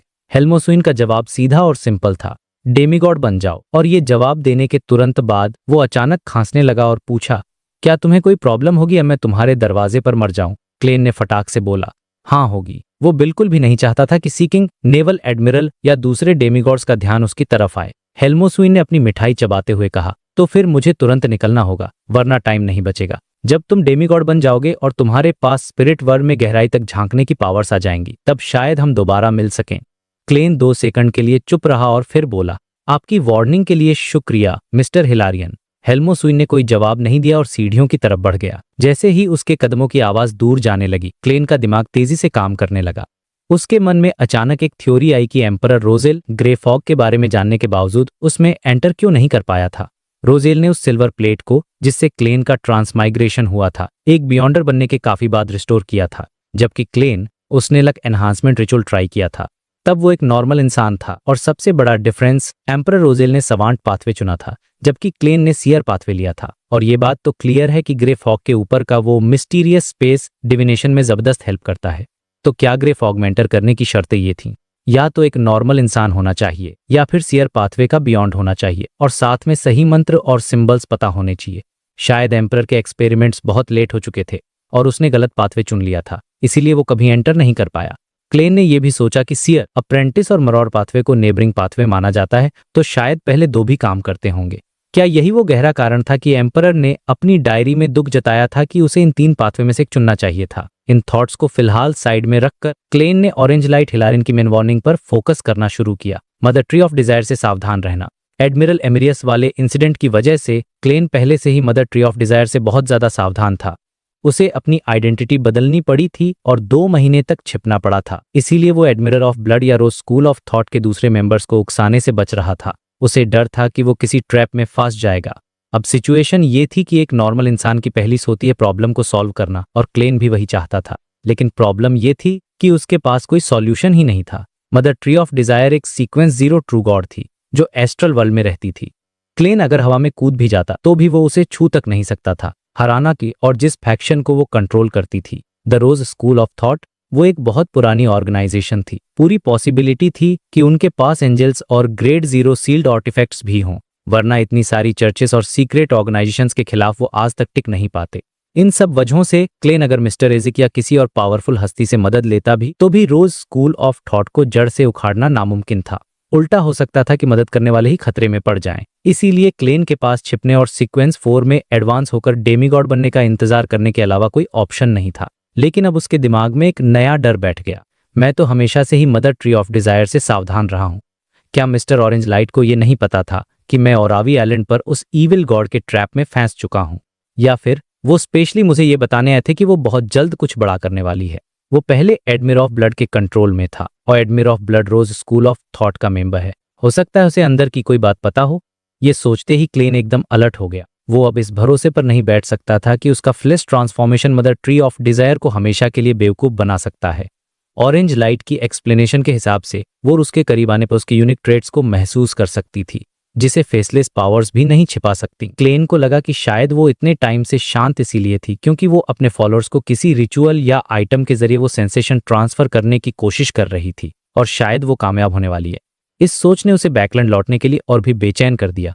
बैकलैंड एक बहुत बड़ा शहर था जहां एंजेल्स को भी कायदे में रहना पड़ता था, जैसे कि वो स्नेक ऑफ फेट। वहां मदर ट्री ऑफ डिजायर के फॉलोअर्स और रोज स्कूल ऑफ थॉट के पावर हाउसेस अपनी मनमर्जी नहीं कर सकते थे, उन्हें मौके का इंतजार करना पड़ता। क्लेन ने एक गहरी सांस ली और सीधा ग्रे फॉग के ऊपर चला गया। उसने डिवाइन किया कि क्या उसकी जान को जल्द ही कोई खतरा है। इस बार उसे एक नेगेटिव जवाब मिला, उसकी जान को कोई खतरा नहीं था। लेकिन क्लेन इससे रिलैक्स नहीं हुआ। उसे याद था कि मदर ट्री ऑफ डिजायर का डिविनेशन इंटरफेरेंस ग्रे फॉग की शील्डिंग को कुछ हद तक भेद सकता था। तो या तो सच में कोई खतरा नहीं था और वो ओवरथिंक कर रहा था, या फिर खतरा इतना करीब था कि मदर ट्री ऑफ डिजायर ने इंटरफेयर करना शुरू कर दिया था। सेफ्टी के लिए क्लेन ने तैयारी करने का फैसला किया। उसने सोचा अगर ये एक झूठा अलार्म भी निकला तो भी ये रोज स्कूल ऑफ थॉट के हाथों पकड़े जाने से तो बेहतर है। वो तुरंत रियल वर्ल्ड में वापस आया और एक पेन और पेपर निकालकर जल्दी से एक लेटर लिखने लगा। उसने शुरुआत डियर मिस्टर एज की, ये सोचते हुए कि अंडरवर्ल्ड स्पिरिट वर्ल्ड के अंदर ही है और डेथ पाथवे के डेमिगॉड्स एक तरह से high ranking spirit world creatures ही हैं। उसे लगा कि मिस्टर एजिक भी उसकी यूनिकनेस को देख पाएंगे, इसलिए क्लेन ने काफी ईमानदारी से पूरी बात लिख दी जो भी उसकी हेल्मोस्विन से हुई थी। उसने बस ग्रे फॉग और उसके ऊपर के ग्रेट एग्जिस्टेंस वाले पार्ट्स को छोड़ दिया। आखिर में उसने क्या मिस्टर हिलारियन की वार्निंग का मतलब है कि मुझे रोज स्कूल ऑफ थॉट से खतरा होने वाला है। लेटर को फोल्ड करके और कॉपर विसल बजाकर मैसेंजर को बुलाने के बाद भी क्लेन को सेफ फील नहीं हुआ। उसने जल्दी से अपना एडवेंचर्स हारमोनिका निकाला और उसे बजा दिया, और पलक झपकते ही रेनेट टिनेकर उसके सामने आ गई। उसके 4 सुनहरे बालों और लाल आंखों वाले सिर बारी बारी से घूमे और बोले, को लेटर। क्लेन ने एक बड़ी सी स्माइल के साथ कहा, मुझे आपसे कुछ डिस्कस करना है। उसने एंडरसन से मिला गोल्ड कॉइन आगे बढ़ाते हुए कहा, यह बुलाने की फीस है। रेनेट टिनेकर के एक सिर ने गोल्ड कॉइन को पकड़ लिया, जबकि बाकी 2 सिरों ने पूछा, बात है। क्लेन ने अपनी आंखों में पूरी ईमानदारी लाने की कोशिश करते हुए कहा, मुझे जल्द ही एक बड़े खतरे का सामना करना पड़ सकता है। क्या ये पॉसिबल है कि मैं हेल्प के लिए आपको समन कर सकूं? रेनेट टिनेकर की 8 आंखें घूमी और उन्होंने जवाब दिया, हाँ पेमेजेंट। गोल्ड कॉइन्स, 10,000 गोल्ड कॉइन्स, मतलब पूरे 10,000 पाउंड्स। ये सुनकर तो क्लेन का मुंह खुला का खुला रह गया। उसने एक सूखी हंसी के साथ कहा, मेरे पास इतने पैसे नहीं हैं। तभी रेनेट टिनेकर के चारों सिरों ने एक करके जो कहा उसने क्लेन को हैरान कर दिया।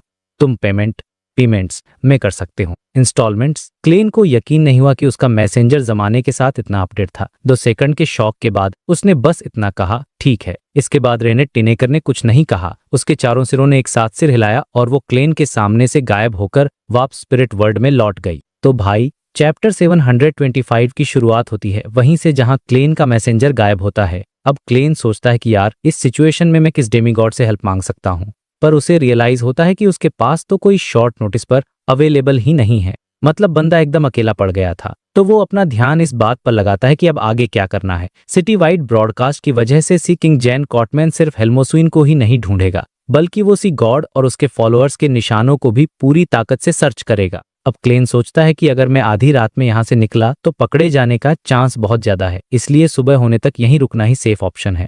और कल वाली शिप तो मैं बिल्कुल नहीं ले सकता, क्योंकि अगर रास्ते में मुझ पर अटैक हुआ तो शिप पर मौजूद हर इंसान की जान खतरे में पड़ जाएगी, और वैसे भी वो तरीका ज्यादा सेफ भी नहीं है। तो उसके दिमाग में एक ब्रिलियंट आइडिया आता है। वो सोचता है कि मैं एक अंडरसी क्रीचर को समन करूंगा और उस पर बैठकर यहाँ से निकल जाऊंगा।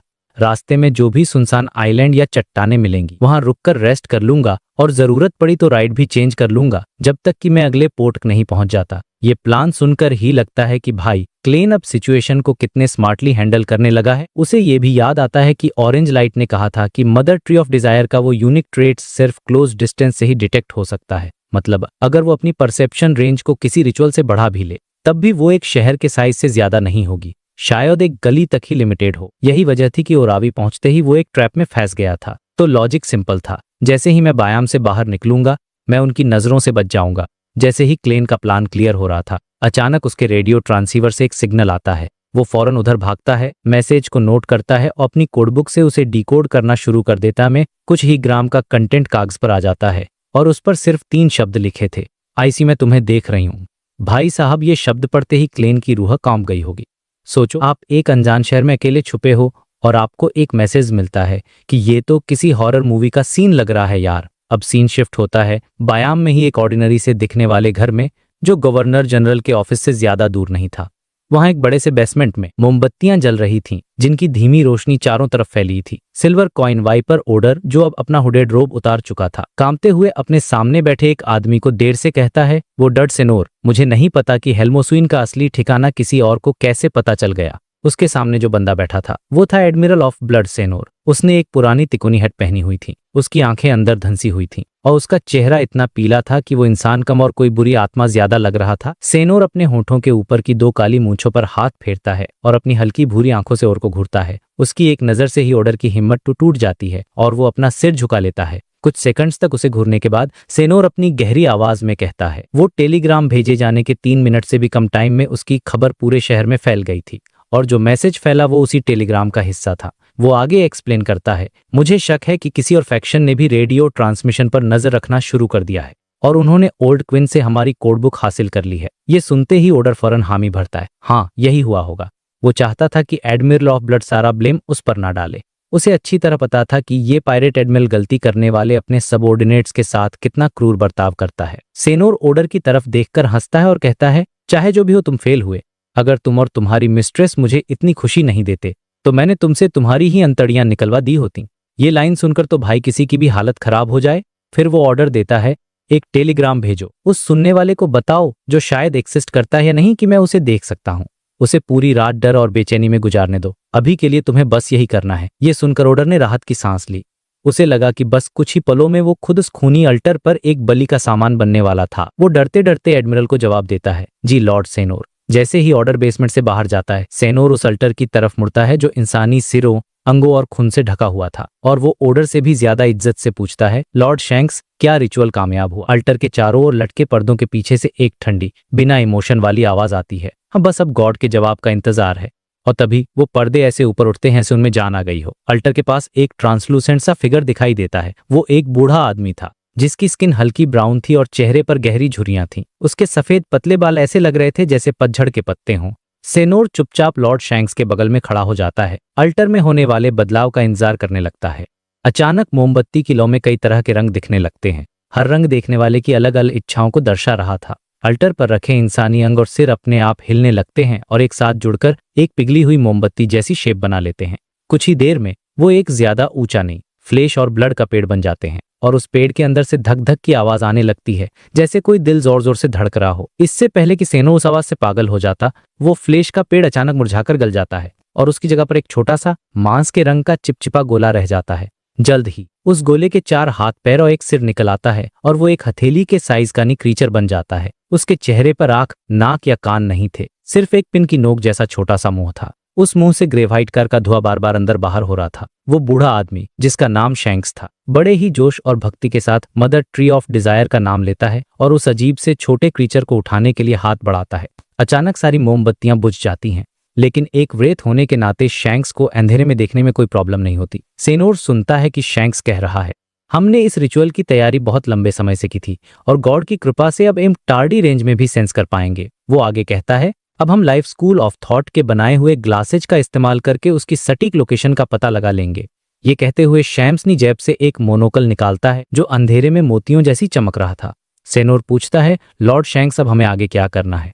शैंक्स कुछ सेकंड सोचकर कहता है, सुबह होते ही टारगेट को ढूंढो। अगर उसके पास पावरफुल हेल्पर्स हैं तो हम बस उस पर नजर रखेंगे, उसे हमारी डिटेक्शन रेंज से बाहर जाने से रोकेंगे और फिर हम लॉर्ड सुआह के आने का इंतजार करेंगे। और अगर उसके पास कोई गार्डियन नहीं है और वो खुद भी कमजोर है तो हम सीधे एक्शन लेंगे।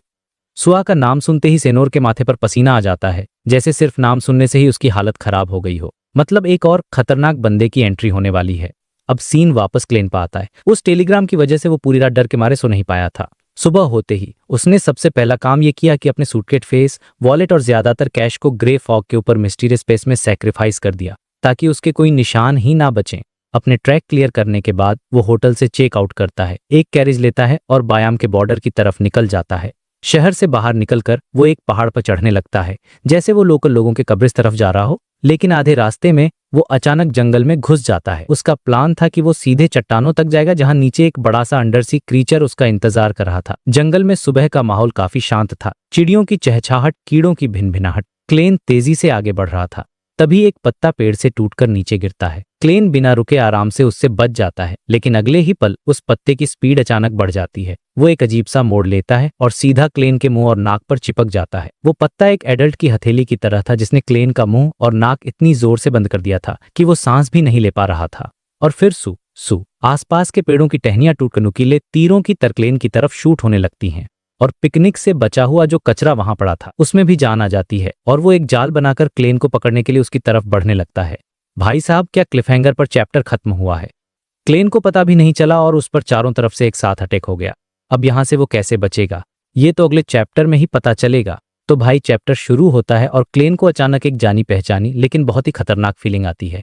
ऐसा लगता है जैसे उसके आसपास की हर एक चीज, हर पेड़, हर पत्ता, हर पत्थर, सब के सब उसके दुश्मन बन गए हैं और उसे जान से मारना चाहते हैं। ये एक बहुत ही क्रीपी सिचुएशन थी। मतलब सोचो, पूरा का पूरा नेचर ही तुम्हारे खिलाफ हो जाए। तभी आसपास पड़ा कचरा और सूखी टहनियां मिलकर एक अजीब से जाल की तरह उसकी तरफ हमला कर देती हैं।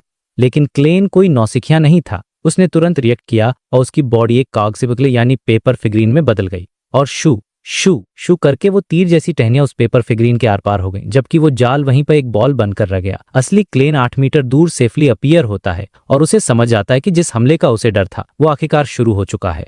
वो एक सेकंड भी वेस्ट नहीं करता। उसे पता था कि ये कोई नॉर्मल दुश्मन नहीं है। उसने सिचुएशन देखकर अंदाजा लगा लिया था कि ये रोज स्कूल ऑफ थॉट का कोई डेमीगॉड है, एक ऐसा दुश्मन जिससे वो फिलहाल सीधे सीधे नहीं लड़ सकता। ये फीलिंग बिल्कुल वैसी ही थी जैसी उसे शेरोन का पीछा करने वाले ने दी थी, यानी मामला बहुत सीरियस था। उसने तुरंत अपनी जेब से एडवेंचर हार्मोनिका निकालने के लिए हाथ बढ़ाया ताकि वो मिस मैसेंजर को बुला सके। लेकिन भाई, यहीं पर कहानी में एक खतरनाक ट्विस्ट आता है। जैसे ही वो हार्मोनिका निकालने की कोशिश करता है, उसके पॉकेट में रखे हुए पेपर फिगरीन्स खुद बाहर निकलते हैं और उसके चेहरे पर एक के बाद एक लेयर बनाकर चिपक जाते हैं। उसी वक्त उसकी शर्ट की आस्तीनें अपने आप टाइट हो जाती हैं और उसके दोनों हाथों को बांध देती हैं। उसकी शर्ट और जैकेट उसे इतनी जोर से जकड़ लेते हैं जैसे कोई भालू उसे अपनी पकड़ में दबा रहा हो। कुछ ही सेकंड्स में वो अपने ही कपड़ों, ट्राउजर्स और जूतों से पूरी तरह बंध चुका था। उसका चेहरा पेग्रीन से ढका हुआ था और उसकी पसलियां टूटने की कगार पर थीं। सांस लेना भी मुश्किल हो रहा था। मेरे हिसाब से ये अटैक इतना जबरदस्त इसलिए था क्योंकि ये अनएक्सपेक्टेड था। कौन सोच सकता है कि आपकी अपनी चीजें ही आप पर हमला कर देंगी। लेकिन क्लेन के पास कॉम्बैट एक्सपीरियंस लिए वो पैनिक नहीं हुआ था। उसने अपने अंगूठे और बीच की उंगली को, जो अभी भी फ्री थे, टच किया और एक चुटकी बजाई, और अगले ही पल उसकी जांघ के पास से लाल रंग की आग की लपटें निकली और उसके टाइट बंधे ट्राउजर्स को जलाकर राख कर दिया। जैसे ही उसके पैर थोड़े फ्री हुए, उसने बड़ी मुश्किल से घुटने मोड़े और एक कमजोर कैनबॉल की तरह हवा में उछलकर अपनी दाईं ओर कूद गया। हवा में ही उसने एक और चुटकी बजाई और इस बार अपनी दाहिनी आस्तीन को जला दिया, और जिस जगह वो पहले खड़ा था वहां की हरी घास अचानक मुरझा गई और जमीन काली पड़कर सफेद हो गई, जैसे सदियों का वक्त एक पल में गुजर गया हो। ये एक साइलेंट और जानलेवा हमला था। अगर क्लेन एक सेकंड भी वहां और रुकता तो उसका काम तमाम हो जाता। ये सीन दिखाता है कि क्लेन सिर्फ पावरफुल नहीं बल्कि बहुत स्मार्ट और दिमाग वाला है। एक और झटके के साथ क्लेन की आस्तीनें पूरी तरह जल गईं और उसका दाहिना हाथ आखिरकार आजाद हो गया। उसने तुरंत हारमोनिका पकड़ लिया। वो जमीन पर गिरा, लेकिन लुढ़कते हुए खुद को संभाला और अपने दूसरे हाथ से, जिस पर उसने इंसानी खाल का ग्लव पहना था, एक और चुटकी बजाई। इस बार उसका टारगेट उसके चेहरे पर चिपके पेपर फिगरीन्स ताकि वो सांस ले सके। पैक की आवाज के साथ वो सारे पेपर फिगरीन्स जल गए और आग की लपटों ने क्लेन के बालों को थोड़ा सा झुलसा दिया। और तभी उसके दिमाग में खतरे की घंटी विजन बजी। एक पतली हरी नीली बर्फ की सुई, एक आइसिकल, बिजली की तेजी से उसके सिर की तरफ आ रही थी। वो इतनी तेज और ट्रांसपेरेंट थी कि उसे नॉर्मली देखना नामुमकिन था। खतरे का अंदेशा तो हो गया, लेकिन बहुत देर हो चुकी थी। उसके कपड़े अभी भी उसे जकड़े हुए थे और वो पूरी तरह से डॉज नहीं कर सकता था। तो उसने बस इतना किया कि अपनी पीठ को जितना हो सके पीछे की तरफ झुकाया और थोड़ा दाईं खिसका। उफ की आवाज आई। वो ठंडी जानलेवा बर्फ की सुई उसके बाएं सीने से टकराई और उसकी जैकेट और शर्ट को चीरते हुए हवा में बिखेर दिया। लेकिन वो सुई आगे नहीं बढ़ पाई, क्योंकि उसके रास्ते में एक डार्क ब्राउन कवर वाली किताब थी। ये किताब देखने में बिल्कुल नॉर्मल लग रही थी, लेकिन ये वही ग्रोसेल्स ट्रेवल्स थी जिसे सी गॉड सेप्टर का लाइटनिंग स्टॉर्म भी डैमेज नहीं कर पाया था। अब सोचो, ये है असली तैयारी। पिछली रात मिले आईसीयू वाले टेलीग्राम ने क्लेन को इतना डरा दिया कि उसने प्रोटेक्शन को नेक्स्ट लेवल पर पहुंचा दिया था। उसने इस किताब को अपने दिल के पास एक शील्ड की तरह छुपा रखा था, और अगर ये तैयारी न होती तो कहानी यहीं खत्म हो जाती। यही नहीं, उसकी दूसरी जेब में ट्रू क्रिएटर का असर वाला सिगार केस भी था, ताकि अगर सिचुएशन खराब हो तो वो उसे फेंक कर माहौल को और क्योटिक बना सके। ये सीन हमें बताता है कि क्लेन की सबसे बड़ी ताकत उसकी प्लानिंग और सावधानी है। जैसे ही वो इस हमले से बचा, क्लेन ने जमीन पर लुढ़कते हुए हारमोनिका अपने होठों पर लगाया और जोर से फूंक दिया। उसका चेहरा पेपर फिगरीन्स के जलने से थोड़ा काला हो गया था, लेकिन फ्लेम कंट्रोलिंग की वजह से उसे कोई चोट नहीं आई थी। और फिर उसने महसूस किया कि उसके बाकी कपड़े नॉर्मल हो गए हैं। उसे पूरी आजादी मिल गई थी। जैसे ही उसने हारमोनिका बजाया, उसने अपनी स्पिरिट विजन एक्टिवेट की और उसने देखा कि मिस मैसेंजर 4 सुनहरे बालों और लाल आंखों वाले सिरों को हाथ में लिए शून्य से बाहर निकली। उनके चारों सिर अपने आप एक ही दिशा में घूमे और एक पेड़ को घूरने लगे। एक सिर ने अपना मुंह खोला और जोर से हवा अंदर खींचनी शुरू कर दी। ठंडी हवा का एक झोंका आया और लगभग 100 मीटर दूर एक पेड़ के पीछे से एक फिगर जबरदस्ती बाहर खिंच गया।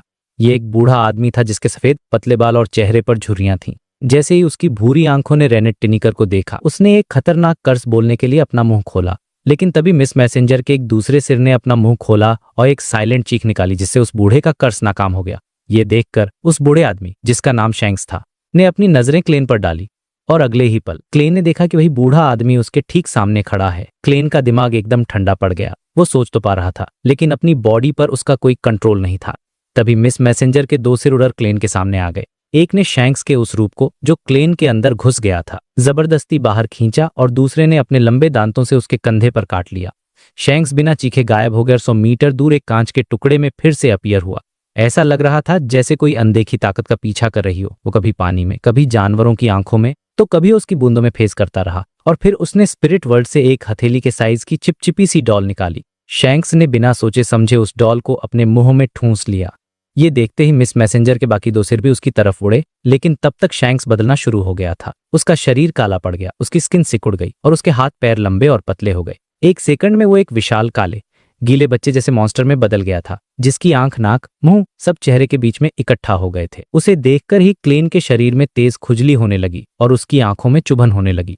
जब उसने आंखें खोली तो मिस मैसेंजर और रोज स्कूल का वो डेमीगॉड दोनों गायब हो चुके थे, लेकिन क्लेन को पता था कि वो आसपास ही हैं और उनकी लड़ाई रियल वर्ल्ड और स्पिरिट वर्ल्ड के बीच चल रही थी। पत्तियों का गिरना, घास का हिलना, ये सब उनकी लड़ाई के संकेत थे। तभी क्लेन ने डेल रिवॉल्वर निकाली और अपनी स्पिरिचुअल थ्रेड्स देखने की एबिलिटी एक्टिवेट की। उसे 2 उलझे हुए धागों के गुच्छे दिखे जो मिस मैसेंजर और शैंक्स थे, लेकिन तभी उसने एक तीसरा छिपा हुआ धागों का गुच्छा भी देखा जो चुपके से उसकी तरफ बढ़ रहा था। वो दोनों डेमिगॉड्स की लड़ाई से बचकर मौके का फायदा उठाना चाहता था।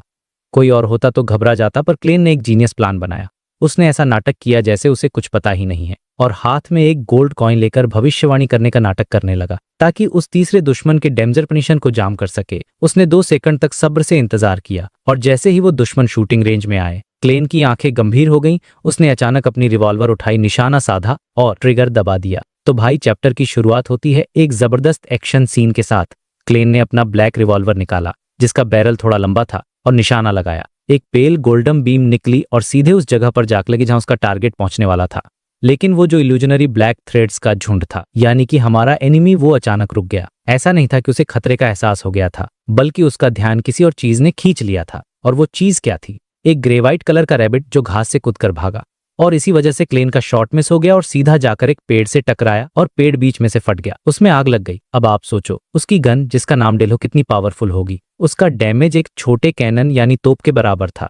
ये देखकर वो जो ब्लैक थ्रेड्स का झुंड था वो भी डर गया और तुरंत गायब होकर पास के एक पानी के पोखर में अपीयर हुआ। और पानी में रिफ्लेक्शन की वजह से पहली बार उसका असली चेहरा सामने आया। वो 40s की एज का आदमी था जिसका चेहरा पीला था, आंखें अंदर धंसी हुई थीं और उसने एक पुरानी तिकोनी टोपी पहन रखी थी। क्लेन उसे तुरंत पहचान गया। ये तो एडमिरल ऑफ ब्लड सेनोर था। ये बहुत ही खतरनाक और फेमस पायरेट था जिसके ऊपर अकेले लोएन किंगडम में 42,000 पाउंड्स का इनाम था। मतलब ये कोई छोटा मोटा विलेन नहीं था, ये एक बहुत बड़ा प्लेयर था। क्लेन के दिमाग में तुरंत हजारों बातें घूमने लगीं कि सेनोर यहाँ क्या कर रहा है। क्या वो रोज स्कूल ऑफ थॉट के साथ मिल गया है और मुझे टारगेट करने आया है? लेकिन क्लेन ने ज्यादा सोचने में टाइम वेस्ट नहीं किया क्योंकि सेनोर फिर से गायब हो गया था। पर एक बात थी, सेनोर जो कि एक वृत्त था, यानी एक तरह का भूत, उसके होने के ट्रेसेस बहुत क्लियर थे। वो जो इल्यूजनरी ब्लैक थ्रेड्स थे वो अंधेरे में जुगनू की तरह चमक रहे थे, तो उसे ट्रैक करना मुश्किल नहीं था। सेनोर ओस की बूंदों, टूटे हुए कांच के टुकड़ों और पानी के पोखरों का यूज करके एक जगह से दूसरी जगह टेलीपोर्ट कर रहा था और धीरे धीरे क्लेन के करीब आ रहा था। लेकिन हमारा हीरो क्लेन भी कोई कम नहीं था। वो भी अपनी जगह बदलता रहा ताकि वो रोज स्कूल ऑफ थॉट के डेमीगॉड के किसी हमले की चपेट में ना आ जाए जो कहीं और एक इंटेंस लड़ाई में बिजी था। अब यहाँ एक बहुत इंपॉर्टेंट बात पता चलती है। सेनोर जो एक सीक्वेंस 5 रेथ है, उसे किसी की बॉडी पर कब्जा करने के लिए एक खास रेंज के अंदर आना पड़ता है। शायद इसीलिए वो क्लेन के करीब आने की कोशिश कर रहा था। और जैसे ही एडमिरल ऑफ ब्लड की स्पीड थोड़ी कम हुई और वो दूर से ही क्लेन पर कब्जा करने की तैयारी करने लगा, क्लेन अन्ना तुरुप का इक्का निकाला। उसके लेफ्ट ग्लव का कलर अचानक एकदम गहरा काला हो गया और उसने डेविल लैंग्वेज में एक शब्द बोला, स्लो। ये एक एरिया ऑफ इफेक्ट अटैक था, मतलब आसपास के 8 मीटर के एरिया में सब कुछ एकदम स्लो हो गया। सेनोर ने बचने की कोशिश की लेकिन इस अटैक से वो बच नहीं पाया और उसकी स्पीड एकदम कछुए जैसी हो गई। बस क्लेन को इसी मौके का इंतजार था। उसने फिर से अपनी गन उठाई डेथ ने और सेनोर की वीकनेस पर निशाना लगाया जो उसके गले के थोड़ा ऊपर थी और बिना किसी देरी के क्लेन ने ट्रिगर दबा दिया, एक लीथल अटैक। लेकिन यार किस्मत देखो सेनोर की, ठीक उसी पर रोज स्कूल ऑफ थॉट का वो डेमीगॉड सेनोर के पास आया और उसे खींचकर साइड कर दिया। गोली उसके गले को छूकर निकल गई और एक पत्थर से टकराकर उसे चकनाचूर कर दिया। सेनोर बच तो गया लेकिन उसे चोट लगी और उसने गुस्से में अपना मुंह खोला और जोर से चीखा। ये एक वृत्त की श्रीक थी, एक ऐसी चीख जो सीधे दिमाग पर असर करती है। क्लेन का सिर घूमने लगा और उसकी बॉडी टेम्परली पैरालाइज हो गई और इसी मौके का फायदा उठाकर बहुत सारी आत्माएं सेनोर के पास आए और क्लेन की तरफ बढ़ने लगी उसकी बॉडी पर पोजीशन करने के लिए। सिचुएशन बहुत ज्यादा क्रिटिकल हो गई थी। क्लेन हिल भी नहीं पा रहा था और आत्माएं उसके बिल्कुल करीब आ चुकी थीं। लेकिन क्लेन एक मैजिशियन है, वो इतनी आसानी से हार कैसे मान सकता है? उसने अपनी उंगलियां चटकाई पा और अगले ही पल उसकी पूरी बॉडी लाल लपटों में घिर गया। वो वहां से गायब हो गया। ये था उसका फ्लेमिंग जंप। 10 मीटर दूर एक पेड़ के नीचे आग की लपटों में से क्लेन बाहर निकला और उसने तुरंत पलटकर डेथ नेल से उसी जगह पर निशाना लगाया जहां वो पहले खड़ा था। और इस बार उसने गन में नॉर्मल से डबल स्पिरिचुअलिटी डाली और एक और पावर एक्टिवेट की। स्लॉटर धड़ाम, गन से निकली गोल्डन बुलेट हवा में हजारों टुकड़ों में बंट गई और एक पवित्र आग के तूफान की तरह उस पूरे एरिया में फैल गई। जितनी भी आत्माएं और स्पेक्टर थे वो सब चीखते हुए जलकर राख हो गए। सेनोर को भी समझ आ गया था कि काउंटर अटैक हो गया है। उसने तुरंत पास के एक कांच के टुकड़े में घुसकर बचने की कोशिश की लेकिन स्लॉटर का एरिया बहुत बड़ा था और वो कांच का टुकड़ा भी उसकी रेंज में आ गया। एक जोरदार धमाका हुआ लेकिन यहाँ फिर से सेनोर की ने उसका साथ दिया। गोल्डन फ्लेम्स कांच के टुकड़े के किनारों से टकराईं लेकिन उसे डायरेक्ट हिट नहीं कर पाईं। सेनोर को बस थोड़े से जलने के जख्म आए और वो वहां से बचकर निकल गया। अब यहाँ पर क्लेन को भी यकीन हो गया कि ये नॉर्मल लक नहीं है। 3 बार ऐसा हो चुका था। पहली बार उसे एक खरगोश ने बचाया, दूसरी बार डेमीगॉड ने और अब तीसरी बार वो स्लॉटर जैसे पावरफुल अटैक से भी बच गया। क्लेन को समझ आ गया कि सेनोर के पास जरूर कोई मिस्टिकल आइटम है जो उसे लकी बना रहा है और अब क्लेन के पास सिर्फ 3 प्यूरिफाइंग बुलेट्स बची थीं। ये देखकर थोड़ा फ्रस्ट्रेशन तो हुआ लेकिन क्लेन ने हिम्मत नहीं हारी। उसके पास एक बैकअप प्लान भी था। उसने अपना अपीयरेंस वापस गेहरमन स्पैरो जैसा कर लिया ताकि अगर सिचुएशन खराब हो तो वो उसी गॉड डोमेन के चार्म्स फेंक कर हंगामा खड़ा कर सके। इससे क्या होता? इससे ब्याम सिटी में मौजूद सी किंग जेन कोटमैन का ध्यान यहाँ आ जाता, और जब एक सीक्वेंस 3 का डेमीगॉड यहाँ आता तो वो सबसे पहले रोज स्कूल ऑफ थॉट के डेमीगॉड और एक दुश्मन पायरेट एडमिरल से ही निपटता। क्लेन को शायद बच निकलने का मौका मिल जाता। ये पूरा प्लान क्लेन ने पहले से ही सोच रखा था, इसीलिए वो पिछली रात टेलीग्राम मिलने के बाद भागा नहीं था। उसे सी किंग पर भरोसा था कि वो उसे बचा लेगा। अब फाइट फिर से शुरू होती है। क्लेन अपनी मैजिशियन एबिलिटीज का पूरा फायदा उठाता है। वो फिर से फिंगर स्नैप करता है और आसपास के पेड़ में आग लगा देता है, जैसे हर तरफ आतिशबाजी हो रही हो, और वो इन लपटों के बीच से टेलीपोर्ट करते हुए सेनोर के हमलों से बचता रहा।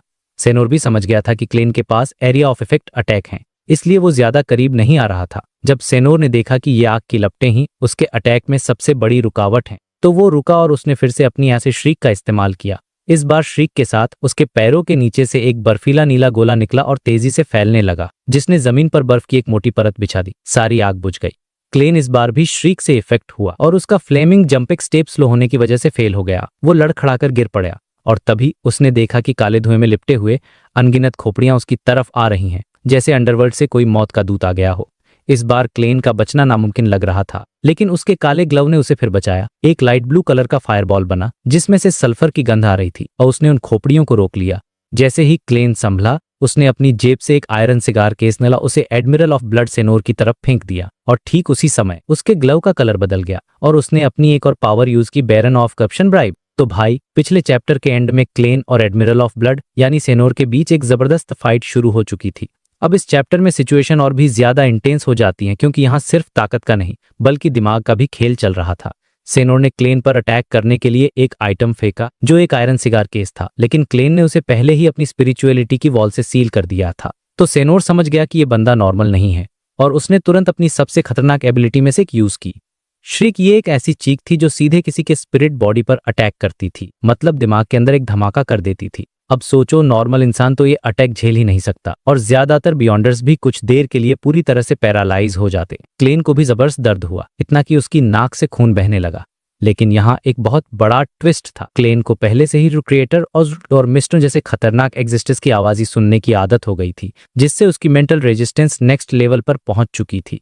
तो उस पर इस श्रीक का असर हुआ जरूर, लेकिन सिर्फ एक पल के लिए, बस एक इंस्टेंट के लिए, और ये बात सेनोर को पता नहीं थी। बस यहीं से क्लेन ने अपना मास्टर प्लान बनाना शुरू कर दिया। ये सीन मेरे हिसाब से क्लेन की स्मार्टनेस का पीक एग्जाम्पल है। उसने ऐसा प्रिटेंड किया जैसे वो अभी भी अटैक के असर में है और पूरी तरह से कमजोर और डेज्ड हो चुका है। वो बस मौके का इंतजार कर रहा था कि कब सेनोर उसकी चाल में फंसेगा। देखो, सेनोर एक रेत है, मतलब वो किसी भी शीशे जैसी चीज से टेलीपोर्ट कर सकता है, तो उसे पकड़ना लगभग नामुमकिन था। इसलिए क्लेन ने ये रिस्क लिया ताकि लड़ाई को जल्दी से जल्दी खत्म किया जा सके। अब सेनोर ने देखा कि उसका टारगेट यानी क्लेन उसकी चीख से अभी तक रिकवर नहीं कर पाया है, तो उसे लगा कि यही बेस्ट मौका है। उसने अपनी सबसे खतरनाक एबिलिटी यूज की, जो थी पोजेशन, मतलब किसी दूसरे की बॉडी पर कब्जा कर लेना। एडमिरल ऑफ ब्लड की इमेज क्लेन की आंखों में एकदम क्लियरली दिखने लगी। ऐसा लग रहा था जैसे वो उसकी आंखों के अंदर ही जिंदा हो रही हो। लेकिन जैसे ही सेनोर का पोजीशन लगभग पूरा होने वाला था, क्लेन ने जो अभी एक्टिंग कर रहा था अपना बायां हाथ आगे बढ़ाया। उसके हाथ में था क्रीपिंग हंगर, वो खतरनाक ग्लव जो किसी भी बियॉन्डर की पावर्स को कॉपी कर सकता था। और उस ग्लव ने एडमिरल ऑफ ब्लड के पोजीशन का टारगेट ही बदल दिया, मतलब उसे डिस्टॉर्ट कर दिया। वहां चारों तरफ बर्फ जमी हुई थी और बर्फ की हर सतह एक शीशे की तरह काम कर रही थी। तो सेनोर जो क्लेन की बॉडी पर कब्जा करने वाला था, अचानक से पास में ही बर्फ की एक सतह पर खुद ही अपीयर हो गया, और उसका एक्सप्रेशन ऐसा था जैसे उसे समझ ही नहीं आ रहा कि हुआ क्या। और बस यहीं से क्लेन का ट्रिपल कॉम्बो शुरू हुआ, जो लिटरली इस फाइट का टर्निंग पॉइंट था। जैसे ही सेनोर सामने, क्रीपिंग हंगर का कलर बदला और क्लेन ने डेविल लैंग्वेज में एक शब्द बोला, स्लो। ये शब्द सुनते ही सेनोर, जो शीशों का इस्तेमाल करके भागने की कोशिश करने वाला था, वहीं पर जम गया। उसकी पूरी बॉडी एकदम स्टिफ हो गई, वो हिल भी नहीं पा रहा था। लेकिन क्लेन यहीं नहीं रुका, क्योंकि उसे पता था कि स्लो को बार बार यूज नहीं किया जा सकता। तो उसने तुरंत अपने ग्लव की पावर बदली, और इस बार वो हल्का डार्क ग्रीन कलर का हो गया ज़ॉम्बी। इस पावर ने जमीन पर जमी बर्फ को और भी ज्यादा फैला दिया, और वो बर्फ तेजी से सेनोर के पैरों से ऊपर चढ़कर उसे एक आइस स्कल्पचर में बदलने लगी। पर क्लेन को यह भी पता था कि रेत की कोल्ड रेजिस्टेंस बहुत स्ट्रांग होती है, तो वो सिर्फ इस पर डिपेंड नहीं रह सकता था। इसलिए उसने अपना तीसरा और सबसे खतरनाक मूव चला। उसकी आंखों में अचानक से दो हुन्नेक सिल्वर कलर की बिजलियां चमकी, जो सीधे सेनोर के स्पिरिट बॉडी पर जाकर लगी। ये थी इंट्रोगेटर की साइकिक पियर्सिंग।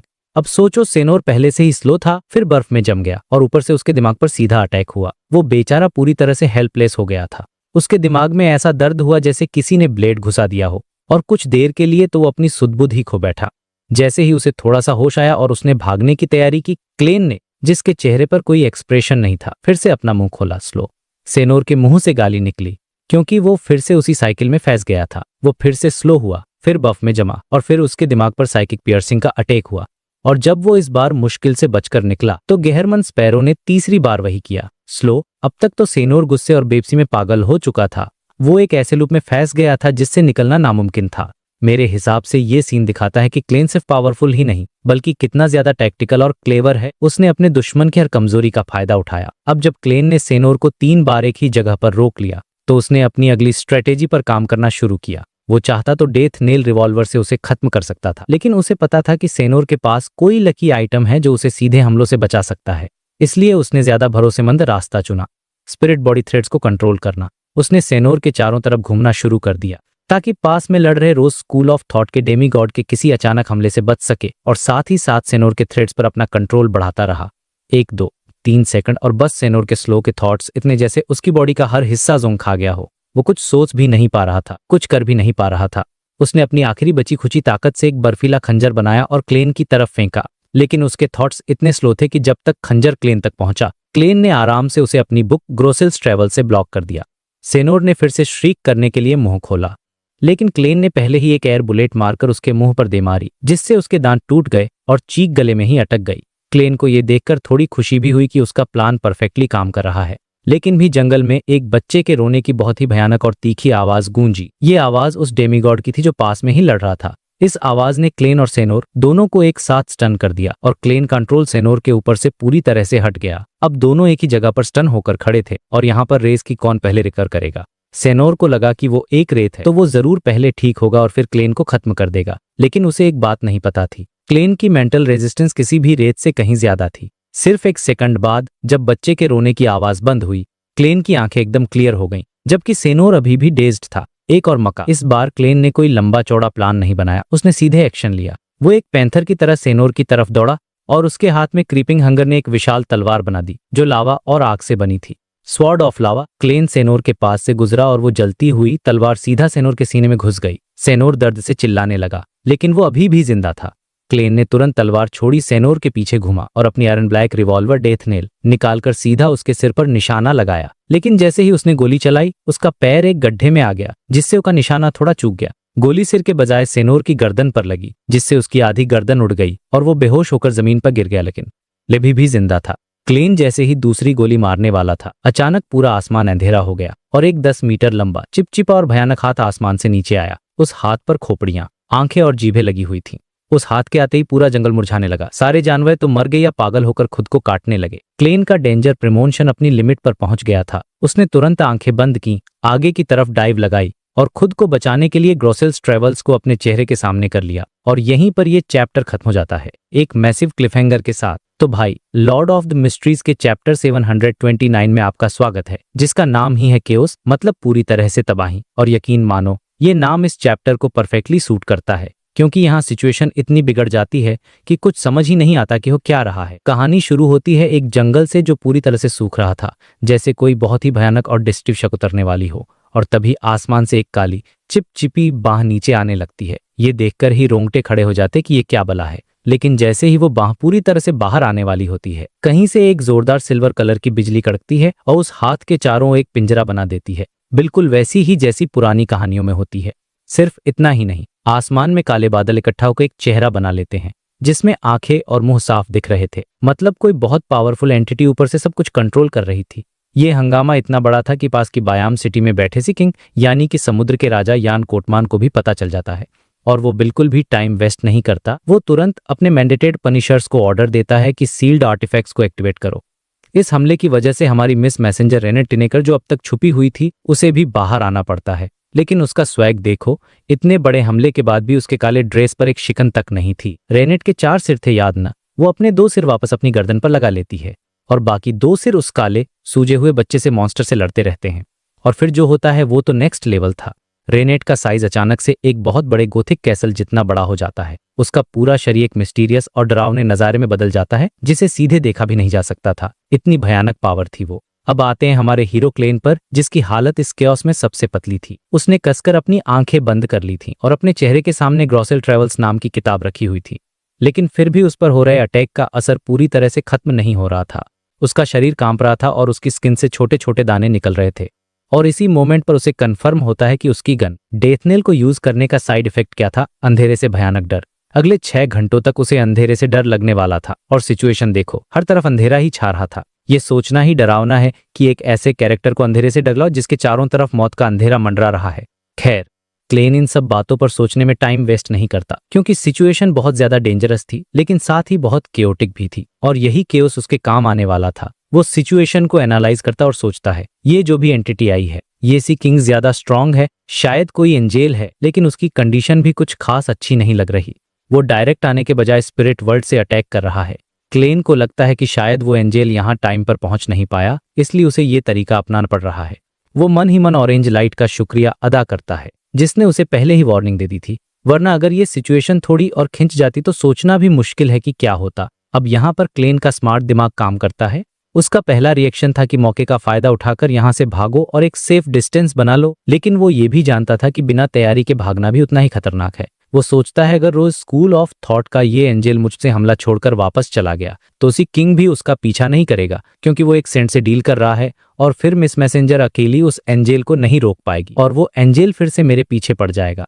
तो क्लेन एक मास्टर प्लान बनाते। प्लान ये था कि सिचुएशन को इतना बिगाड़ दो, इतना केओटिक बना दो कि उस एंजेल को और मुसीबत में डाल दो, ताकि वो यहाँ से हिल ही न पाए और इसी बीच क्लेन को भागने का मौका मिल जाए।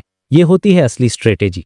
प्रॉब्लम से भागना नहीं, बल्कि प्रॉब्लम को और बड़ा बना देना, ताकि दुश्मन उसी में उलझा रह जाए। तो अपने प्लान के मुताबिक क्लेन सबसे पहले अपनी डेथने गन को ग्रॉसेल ट्रेवल्स किताब में डालता है और फिर वुड़कते हुए उस आयरन सिगार केस के पास पहुंचता है। वो उस केस को खोलता है, उसके अंदर से टिंडर नाम की एक चीज निकालता है जो ट्रू क्रिएटर द्वारा करप्ट की गई थी, और उसे हवा में उस डेंजर के सोर्स की तरफ फेंक देता है।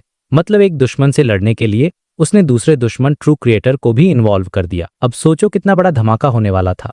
लेकिन क्लेन यही नहीं रुका। इसके तुरंत बाद वो एक सीटी निकालता है। ये एजिक की कॉपर विसल नहीं थी, बल्कि ये न्यूमिनस एपिस्कोपेट की कॉपर विसल थी, जिसके बारे में क्लेन को पहले ही पता चल गया था कि इसे यूज करना एक्सट्रीमली डेंजरस होगा। और क्लेन का लॉजिक सिंपल था, एक्सट्रीम डेंजर को एक्सट्रीम डेंजर से ही खत्म करेंगे। वो फटाफट उस सीटी को अपने मुंह से लगाता है और बजा देता है। उसे बजाते ही एक मैसेंजर प्रकट होता है, जो एक खोपड़ी थी जिसकी 3 बेजान आंखें थीं और उसके चारों ओर टेंटेकल्स थे। मतलब पूरा हॉर सीन था। क्लेन बिना डरे इस मैसेंजर को एक सफेद पंख देता है और उसे मैसेज पहुंचाने के लिए भेजता है, और फिर वो उस सीटी को भी उसी खतरे के सोर्स की तरफ फेंक देता है जहां उसने टिंडर फेंका था। अब सिचुएशन ये थी कि वहां पर रोज स्कूल ऑफ थॉट का एंजेल, ट्रू क्रिएटर का करप्शन और न्यूमनस एपिस्कोपेट की खतरनाक एंटिटी तीनों एक जगह पर इकट्ठा होने वाले थे। मतलब टोटल महाकेओस। ये सब करने के बाद क्लेन फौरन वहां से भागना शुरू कर देता है। वो अपना सिर नीचे रखता है और लगातार अपनी जगह बदलता रहता है, क्योंकि वो ऊपर हो रहे ड्रामे को देखने की हिम्मत भी नहीं कर सकता था। भागते भागते जब वो उस जगह से गुजरता है जहां एडमिरल ब्लड सेनोर को बेहोश पड़ा होना चाहिए था, तो क्लेन के होड़ जाते हैं। सेनोर वहां से गायब था। इतनी क्योटिक सिचुएशन में एक खतरनाक रेत जो बुरी तरह से घायल था वो गायब हो गया था। तभी क्लेन की नजर कुछ खून की बूंदों पर पड़ती है, जो ठीक उसी जगह पर गिरी थी जहां उसकी किताब ग्रॉसेल ट्रेवल्स गिरी थी। और क्लेन को तुरंत समझ आ जाता है, कहीं ऐसा तो नहीं कि सेनोर का किताब के कवर पर गिरा और किताब ने उसे अंदर खींच लिया। ये क्लेन के लिए एक और बुरी खबर थी, क्योंकि अब वो एंजल शायद किताब के अंदर मौजूद सेनोर की मदद से उसे ट्रैक कर सकता था, लेकिन वो किताब को फेंक भी नहीं सकता था, क्योंकि आसमान से बरसती बिजलियों और हमलों से बचने के लिए उसे उस किताब की सख्त जरूरत थी। क्लेन फैसला करता है कि वो इस प्रॉब्लम को बाद में सॉल्व करेगा। वो दनोर के खून से सनी थोड़ी सी मिट्टी उठा लेता है ताकि बाद में उसे लोकेट कर सके। टैप टैप क्लेन अपनी किताब को सिर पर ढाल की तरह इस्तेमाल करते हुए टेढ़े मेढ़ तरीके से दौड़ता है और फाइनली एक चट्टान के किनारे पर पहुंच जाता है। तभी चारों ओर घना अंधेरा छा जाता है, और ये कोई नॉर्मल अंधेरा नहीं था। इसमें से सड़न की बदबू आ रही थी और डरावनी आवाजें गूंज रही थीं। अंधेरे से डरने वाले क्लेन की हालत खराब हो जाती है, लेकिन वो रुकता नहीं। वो चट्टान से आगे कदम बढ़ाता है और सीधा नीचे कूद जाता है। अंधेरे से निकलकर वो रोशनी में आता है और सीधा एक बहुत बड़े मुंह में गिरता है, जो बहुत देर से उसका इंतजार कर रहा था।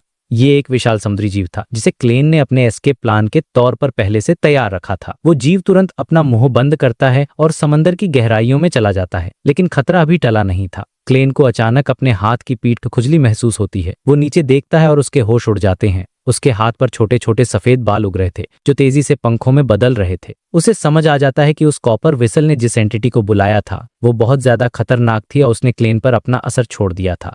क्लेन तुरंत एक रिचुअल करता है और ग्रे फॉग के ऊपर अपनी सेफ जगह पर चला जाता है, जहां जाकर उसकी स्पिरिट बॉडी नॉर्मल हो जाती है। जब वो असल दुनिया में वापस आता है तो उसके हाथ पर पंख तो थे, लेकिन अब वो और नहीं बढ़ रहे थे। वो राहत की सांस लेता है और सोचता है कि बाकी की प्रॉब्लम मिस्टर एजिक के आने पर सॉल्व हो जाएगी। और तभी मिस मैसेंजर रेनेट टिनेकर उसके सामने प्रकट होती है। वो पहले से ज्यादा जिंदादिल लग रही थी। वो अपना हाथ आगे बढ़ाती है, क्लेन का कंधा पकड़ती है और उसे सीधे स्पिरिट वर्ल्ड में ले जाकर तेजी से ट्रैवल करती है। एक पल में एक सेफ चट्टान पर खड़ा था। ग्रेनेट के चारों सिर एक एक करके बोलते ऑलरेडी सेफ, रिमेंबर टू पे नेक्स्ट टाइम, और ये कहकर वो गायब हो जाती है जैसे से कोई और जरूरी काम हो। क्लेन सोचता है, अरे ये तो बहुत आसान तरीका था, मुझे मिस मैसेंजर को पहले ही ऐसा करने के लिए कह देना चाहिए था। लेकिन कहानी यहाँ खत्म नहीं होती। जैसे ही क्लेन ये सोच रहा होता है कि वो अब सेफ है, एक और हाथ उसके कंधे पर आता है। क्लेन डर के मारे उछल पड़ता है और मुड़कर देखता है तो वहां मिस्टर एजिक पहुंच चुके थे। मिस्टर एजिक भी उसे पकड़ते हैं और एक बार फिर स्पिरिट वर्ल्ड के जरिए उसे तेजी से कहीं और ले जाते हैं और चैप्टर खत्म होता है क्लेन की इस मजेदार सोच के साथ, एक्चुअली मैं तो पहले से ही सेफ था।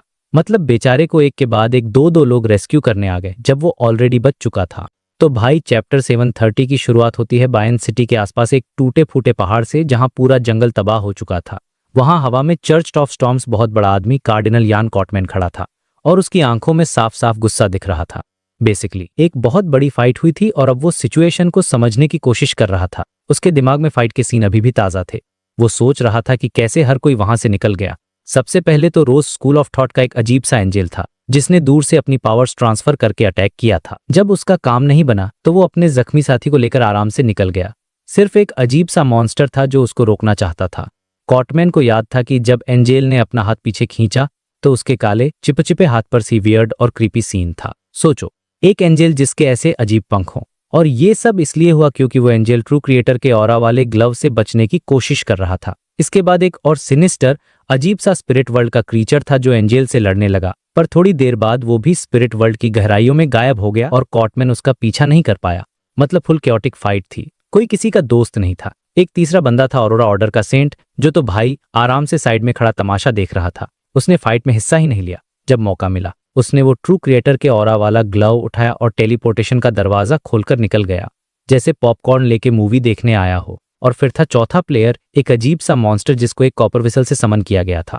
उसका कोई फिक्स्ड फॉर्म नहीं था। ऐसा लग रहा था जैसे मौत खुद एक धुएं के रूप में आ गई हो, जिसके ऊपर पीले निशान वाले पंख थे। उसका टारगेट बिल्कुल क्लियर था, रोज स्कूल ऑफ थॉट का एंजेल। जैसे ही वो एंजेल भागा ये मॉन्स्टर भी उसके पीछे पीछे गायब हो गया। इतने सारे पावरफुल प्लेयर्स के आने जाने के बाद भी कॉटमैन को अजीब सी बेचैनी हो रही थी। उसको ऐसा फील हो रहा था जैसे वो मौत के एक कदम और करीब आ गया हो। उसने नोटिस किया कि इन सब के बीच एक इंसान था जिसके पास कोई गॉडहुड नहीं थी और वो कॉटमैन के आने से पहले ही वहां से भाग चुका था।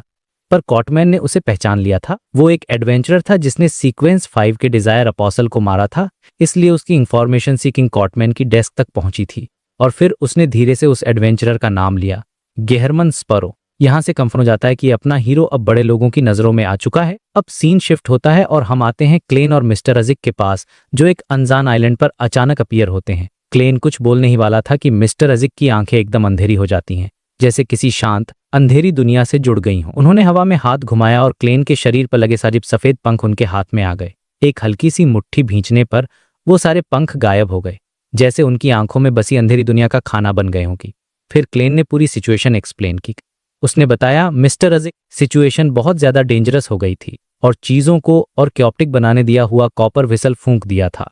उसने मैसेंजर को वो फेदर दिया और अंडरवर्ल्ड जैसी फीलिंग आने लगी। क्लेन वहां रुका नहीं, इमीडिएटली निकल गया, पर फिर भी कुछ फेदर्स उसके ऊपर रह गए थे। मिस्टर अजिक ने कामली सिर हिलाया और कहा, मैंने दूर से ही सेंस कर लिया था। वो कोई नॉर्मल हाई सीक्वेंस बेओंडर नहीं लग रहा था। मुझे डाउट है कि वो न्यूमिनस एपिस्कोपेट के आर्टिफिशियल डेथ प्रोजेक्ट का बाय प्रोडक्ट है। ये सुनकर क्लेन खुश हो गया कि चलो, उसका प्लान काम कर गया और उस अजीब moss rose school of thought के एंजेल को रोक कर रखा। इसके बाद मिस्टर अजिक ने आसपास देखा और क्लेन को एडवाइस दी।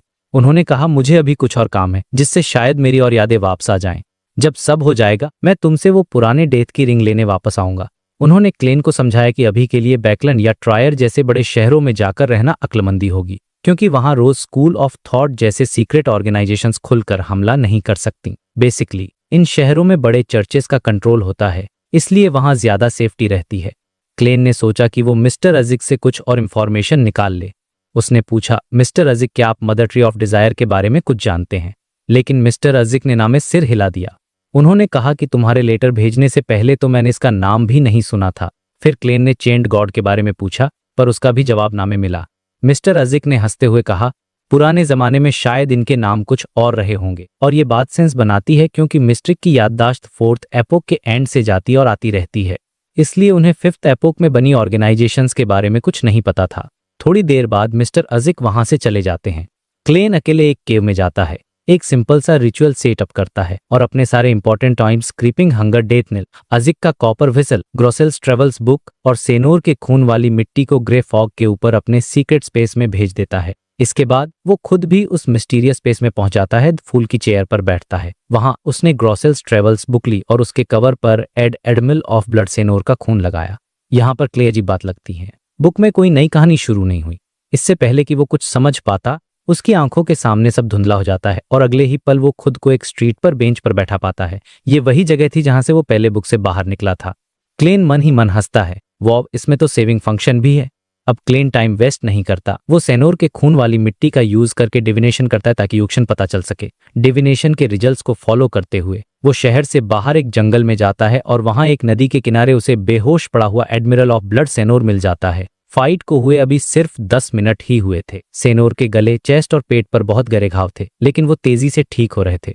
आखिरकार वो एक ज़ॉम्बी और रेत था, उसकी हीलिंग पावर इंसानों जैसी नहीं थी। क्लेन ने सोचा कि 15 से 30 मिनट में ये होश में आ जाएगा। क्लेन उसको देखते हुए सोचता है, तेरी किस्मत भी अजीब है। एक तरफ तो तुम्हारे ऑर्गेनाइजेशन का एंजेल तुम्हें बचाने आ सकता था, पर तुम्हारा खून मेरी बुक पर गिर गया और तुम इसमें कैदी बन गए। इसकी वजह से मैं तुम्हें आराम से हैंडल कर सकता हूँ। पर वो ये भी सोचता है कि बुक में आने की वजह से ही सेनोर डेमिगॉड्स की फाइट में मरने से बच गया। पता नहीं इसे गुड लक कहें या बैड लक। फिर क्लेन सेनोर के पास जाता है और उसके गले से एक चांदी का नेकलेस निकालता है। इस नेकलेस पर एक पुराने सिक्के जैसा पेंडेंट था जिस पर एंशिएंट हर्मीस में कुछ लिखा था, तुम उतने ही अनलकी होगे जितने अभी लकी हो। क्लेन सोचता है कि यह मिस्टिकल आइटम सेनोर की लक बढ़ाता होगा, पर ऐसी अजीब चीज से दूर रहना ही ठीक है। वो उसे बेचने या मिस मैसेंजर को पेमेंट के तौर पर देने का सोचता है और साइड में रख देता है। और फिर क्लेन अपना असली काम शुरू करता है। वो एडमिरल ऑफ ब्लड के स्प्रेड बॉडी थ्रेड्स को कंट्रोल करना शुरू करता है। वो उसे अपनी पहली ऐसी मैरियोनेट बनाना चाहता था जिसे वो लंबे टाइम तक यूज कर सके, और एक रेत से बेहतर मैरियोनेट क्या हो सकती है। उसको कहीं भी ले जाना बहुत आसान था। धीरे धीरे second by second Klein control हासिल करने लगता है। सिर्फ 10 सेकंड्स में उसे इनिशियल कंट्रोल मिल जाता है। सेनोर को खतरा महसूस होता है और उसका शरीर स्ट्रगल करने लगता है, पर गहरी चोटों की वजह से वो उठ नहीं पाता। 4 मिनट बाद क्लेन आखिरकार एक चैन की सांस लेता है। उसने पूरा कंट्रोल हासिल कर लिया था। तभी एडमिरल ऑफ ब्लड सेनोर अपनी आंखें खोलता है, अपने पैरों पर खड़ा होता है और क्लेन के सामने झुककर कहता है, गुड मॉर्निंग सर, मैं आपकी क्या सेवा कर सकता हूँ। और इसी के साथ क्लेन ने एक सीक्वेंस 5 के पावर हाउस को अपनी कठपुतली बना लिया था, जो उसके आगे के सफर में बहुत काम आने वाला था। यहाँ पर ये चैप्टर खत्म होता है एक बहुत ही सेटिस्फाइंग नोट पर। तो भाई, पिछला चैप्टर जहां खत्म हुआ था वहां क्लेन ने एडमिरल ऑफ ब्लड सेनोर को हरा दिया था। अब इस चैप्टर की शुरुआत होती है एक बहुत ही विजुअल सीन के साथ। सेनोर की बॉडी से एलईडी ब्लैक धागे निकल रहे थे और वो सीधे क्लेन के हाथों में जा रहे थे। क्लेन दोनों हाथों का इस्तेमाल कर रहा था। हालांकि इसकी जरूरत नहीं थी, लेकिन उसे ऐसा करने में एक असली पपेट मास्टर वाली फीलिंग आती थी, जैसे वो सच में किसी कठपुतली को कंट्रोल कर रहा हो। और यहीं पर क्लेन को एक बहुत बड़ी बात रीला होती है। उसे समझ आता है कि दूसरे मैरियोनेटिस्ट उसके मैरियोनेट को पहचान सकते हैं। मतलब सेनोर की बॉडी अब नॉर्मल नहीं थी और कोई भी दूसरा मैरियोनेटिस्ट एक नजर में देखकर बता देगा कि ये एक पपेट है। ये उसके लिए एक बहुत बड़ा रिस्क था, क्योंकि उसे हमेशा सावधान रहना पड़ेगा। अब सिचुएशन ये थी कि सेनोर मर चुका था और उसकी आत्मा बस एक खाली बर्तन की तरह थी जिसे क्लेन कंट्रोल कर रहा था। इसका एक फायदा ये था कि अब कोई भी नॉर्मल डिविनेशन मेथड, मतलब भविष्यवाणी वाली टेक्निक, उस पर काम नहीं करेगी।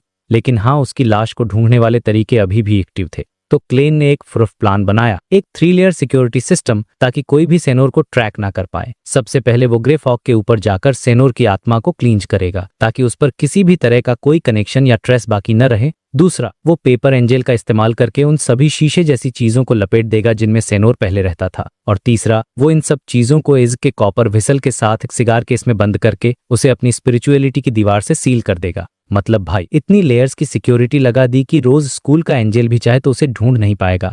ये क्लेन का दिमाग था, हमेशा 10 कदम आगे का सोचता था। फिर उसके मन में एक और सवाल आया कि कहीं मदर ट्री ऑफ डिजायर ने सेनोर की बॉडी में कोई बैकडोर तो नहीं छोड़ दिया, जैसे कोई वायरस या ट्रैकर। लेकिन फिर उसे लगा कि अगर ऐसा होता तो वो उस डेमीगॉड बैटल के दौरान ही सेनोर को एक मॉन्स्टर में बदल सकती थी और क्लेन को आसानी से खत्म कर सकती थी। उस वक्त तो सक्सेस का चांस गारंटीड था। इससे क्लेन को समझ आया कि मदर ट्री ऑफ डिजायर अपने मेंबर्स को सोल में बंधे हुए कॉन्ट्रैक्ट से कंट्रोल करती है।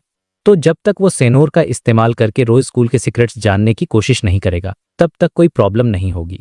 और वैसे भी ग्रे फॉग का क्लींजिंग प्रोसेस था ही, अगर कोई छिपा हुआ खतरा हो धुल जाएगा। ये सब सोचकर क्लेन ने एजिक का कॉपर व्हिसल निकाला और उसे सूरज की रोशनी में घुमाया। जैसे ही रोशनी उस पर पड़ी, व्हिसल पर सेनोर की इमेज बन गई और क्लेन के सामने खड़ा ब्लड गायब हो गया। मतलब वो व्हिसल में स्टोर हो गया था। अब क्लेन की हालत एक ऐसे बंदे जैसी थी जिस पर बहुत सारा कर्जा हो और उसके पास खोने के लिए कुछ खास न हो। उसे डर भी नहीं लग रहा था। उसे लगा कि जब तक वो डेमीगॉड नहीं बन जाता और अपनी यूनिक एबिलिटी को छिपा नहीं लेता, तब तक एक दो मैरिनेट कुर्बान भी हो गए तो कोई बड़ी बात नहीं। इसके बाद वो 4 कदम एंटी क्लॉकवाइज घूमता है और मंत्र बोलकर ग्रे फॉग के ऊपर चला जाता है।